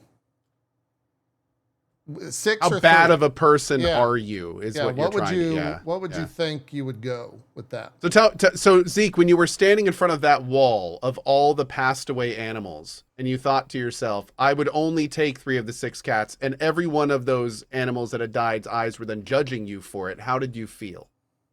How was that? No, if I was offered 6 cats, I would ask for 4.5 to see what they would do. Okay. I only want 4.5 though. Okay. Yeah, I want to meet you in the middle. I know you want to give me 6, but That's true. I'll meet you. My final offer 4.5. That's just that smart. pretty much was the same as me, because when I was first offered 6 cats, I said, that's fine, but if I don't finish them while I'm here, can I have a doggy bag? And they didn't really. That's a good one. They didn't Nice work. They didn't respond to that very well. You didn't get a response? Okay. No, All they right. murdered me. Well, I'm glad you got brought. Are you the zombie Cohh that we're talking to right now? Is this? No, this is just AI. Oh, okay. This is one of those robots you were. Okay. Yeah. I got it. Yep. I got it. Cool. And I also finished Metaphor. Stars in the Trash. Yeah, you Okay. mentioned thumbs up. You like? Oh yeah, I mean, two questions, yes or no Go ahead. answer. Don't Zeke it. Do you still Okay. like that theme song, yes. the battle song? You still like it? Okay. Second question: is it the best narrative of 2024? In that category that we saw in the Game Awards, or overall? Because I can't answer overall. We're going to do a show about that. Okay, That's fair fair. enough. Yeah, we'll have that conversation. Yeah, that's true. That's true. We'll have that. Was it a good conversation. narrative? Yes. Was it also very heavy-handed, like you would think? Yeah, it was. Okay. All right. It was that, but that there's a place for that That's shit. fair. There's like we Yeah. were saying, Yeah. in Indiana Jones, the bad guy is just bad. He's just a bad guy. There's no redeeming qualities. There's a place for that shit, like where it's like, this is obviously a metaphor. Can we all work together and make a better world? Yay! Yeah. There's a place for that, I think. Cohh, are you going to play Indiana Jones for Game of the Year stuff? I'm hoping to. So I'm basically playing Indiana Jones is next up on my docket. So I should if I probably finish play that Stalker then. 2 or finish the third act of Pee-wee 2, then I'm going to switch over and do Indiana Jones. So I've heard it's only like a 30-ish hour game. So I should is it have really it that complete long? by the end of the year. Yeah, I No. think so. I am super Well, sad because I am not going to be able to play Metaphor before the Game of the Year show. And that's one of my biggest casualties of 2024, I feel. If you I don't like do real a real lot of- Chained Echo vibes there. Yeah. if you don't do a lot of the side content, like I didn't do a lot of the side content or a lot at all, but it took me 19 hours, 19 and a half to do Indiana Jones. Okay. All Okay. right. Yeah, I'll probably do But some, you can if spend not more all. time doing ancillary side shit. There is quite a bit of that to do. Okay. But for me, it flowed better doing the main story mostly because it's like a movie. So it's like I didn't want there to be too much time in between plot points of the movie. Sure. That's fair. Completely. Yeah. Yeah, with how everyone's responding to that, Dan said it was probably his favorite game of the year, and there's been a lot. Oh, of I did responses. finish DAV since I've been on the show last, I think. Yeah, yeah. Oh, wait, no, we talked about that. We talked Yeah. a little bit about that during the Game Awards show. I don't think 3 minutes is enough to have a conversation about Especially it. because I have to go at 4. Yeah. Yeah. So next time. We'll do it probably, I guess, because next show is Game of the Year show. Trying to think if there was anything else. I just want one more thing about Indiana Jones. Since you're going to play a Cohh, you can go back at any time you want to any location you've already visited and do side shit. Oh. Well, awesome. So like, Okay, that's fantastic. one of the core good things about this game is, once you like do the story, it plops you down at the point of no return. Oh, not a new cool. game. And then you can do whatever you want. Perfect. Yep. Perfect. Great. I love that stuff. Oh, I love that. Great. Excellent. Cool. All right, let's call it a year then, because I don't want to force a show on the 22nd or the 29th. So that's our year. That's 2024. If you guys want to do any co-op stuff during those times, let me know. Okay. Maybe do some Space Marine or Huey 2 if you want to, Zeke, or something. Yeah, I'm sure we can talk. We can figure something out. Yeah, Maybe man. something like that. Let's do some shout outs before we do depart. And Zeke, as always, why don't you start us off? You betcha. Thank you very much to everybody from the Thick as Thieves devs for joining us. I don't know if you're going to watch this, but that was awesome. It's always awesome to have you guys on, or have devs on the show, period. It's cool. Even if it was sponsored, it didn't feel like that. Thank you to Cohh and JP for being my co-host. My name is Ezekiel the Third. You can find me at or / Ezekiel_III on Twitch, Twitter, and YouTube. And Ezekiel the Third, all spelled out, on Instagram, TikTok, and Blue Sky. I broadcast at 1 p.m., not 1 a.m., 1 p.m. Eastern, 10 a.m. Pacific every day except Mondays, so take Mondays off. But this Tuesday, it's the If Then winners. I do a sub-goal thing every first Saturday of every month. And the winner has chosen Kingdom Come Deliverance, the number one. I've never played it, I guess. Okay. I own it, but I never played it. Hell yeah. We're going to be playing that on Tuesday, and maybe if I like it, maybe we'll play it Wednesday and Thursday. Who knows? But if I bounce off it or something else, I have another game in the mix called Go Home Annie. It's a game with SCP tones, like Control kind of stuff. And I played a demo of it a while back, and it's finally been released. So I'm excited to check that out. So that's what's coming up for me. And also, CD-ROM-a-thon, January. Don't forget, all the month of January, I play nothing but CD-ROM games the entire month. So that's coming up too. So thanks for watching. Great. Awesome. Go. So, as always, big thank you to JP and Zeke, and a special huge thank you to Warren Spector and the team over at DAT. That was definitely a interview I never thought that I would do. So that was super cool, and yeah, just amazing for them to stop on. Can't wait to play that game. Looks like it's gonna be a lot of fun. My name is Cohh. Hi, I am on a finished games kick. That being said, I'm not playing them any differently, but I'm currently playing through Stalker 2. I'm on like hour almost 90. Loving my time there. After Stalker 2 and PoE 2 wrap up, we're going to be playing Indiana Jones. After that, we're playing Kingdom Come Deliverance 1 to get all ready for 2. And we got a bunch of other stuff ready to go as well. So hope to see you in the channel. As always, like I said, thanks to Zeke and JP, and we will see you at the Game of the Year show, if not earlier. Fantastic. Echoing what Zeke and Cohh said, thank you so much to the Thick as Thieves devs. I too... I tweeted this, but I'll just share it on the show for people that aren't on X or Twitter or anything anymore. Prior to the show, we did a sound check, and folks were supposed to be here around 11:30. I had all the calls up and live about 10:45 or so, and I was eating my breakfast in my blacked out room, much like this, looking over here, just kind of casually eating, listening to a stream. Stuff in my face, and I look over, and Warren Spector is watching me eat for about, I don't know, maybe at least 5 minutes. And we had to do our sound check because he was early. So that was a crazy thing to experience. I still can't believe they were on the show. Huge shout out to them for coming on. I'm going to be taking the rest of the day off. Tomorrow, we've got a sponsored stream with IHOP and Flight Sim. So that's awesome. What? I get to eat some pancakes on stream and play some Flight Sim. So if you want to join us for that, that'll be at 1 p.m. Eastern. Tuesdays are day off. Wednesday and Thursday, we got a couple more sponsored streams to round out the year. One of those will be with Zeke, I think, on Wednesday. I don't know if the other one will be with Zeke. We'll see. Yes, Oh, Zeke. yeah. I forgot about that. Yeah, we're doing that on Wednesday. Yeah, us and a handful of other creators will be jumping into something. I forgot. Is it Midnight Murder Club? Zeke, do you have the name? He's not. Yes, I do. Okay, all right. He's looking it up. Midnight Murder Club. Midnight Murder Club. That's on Wednesday.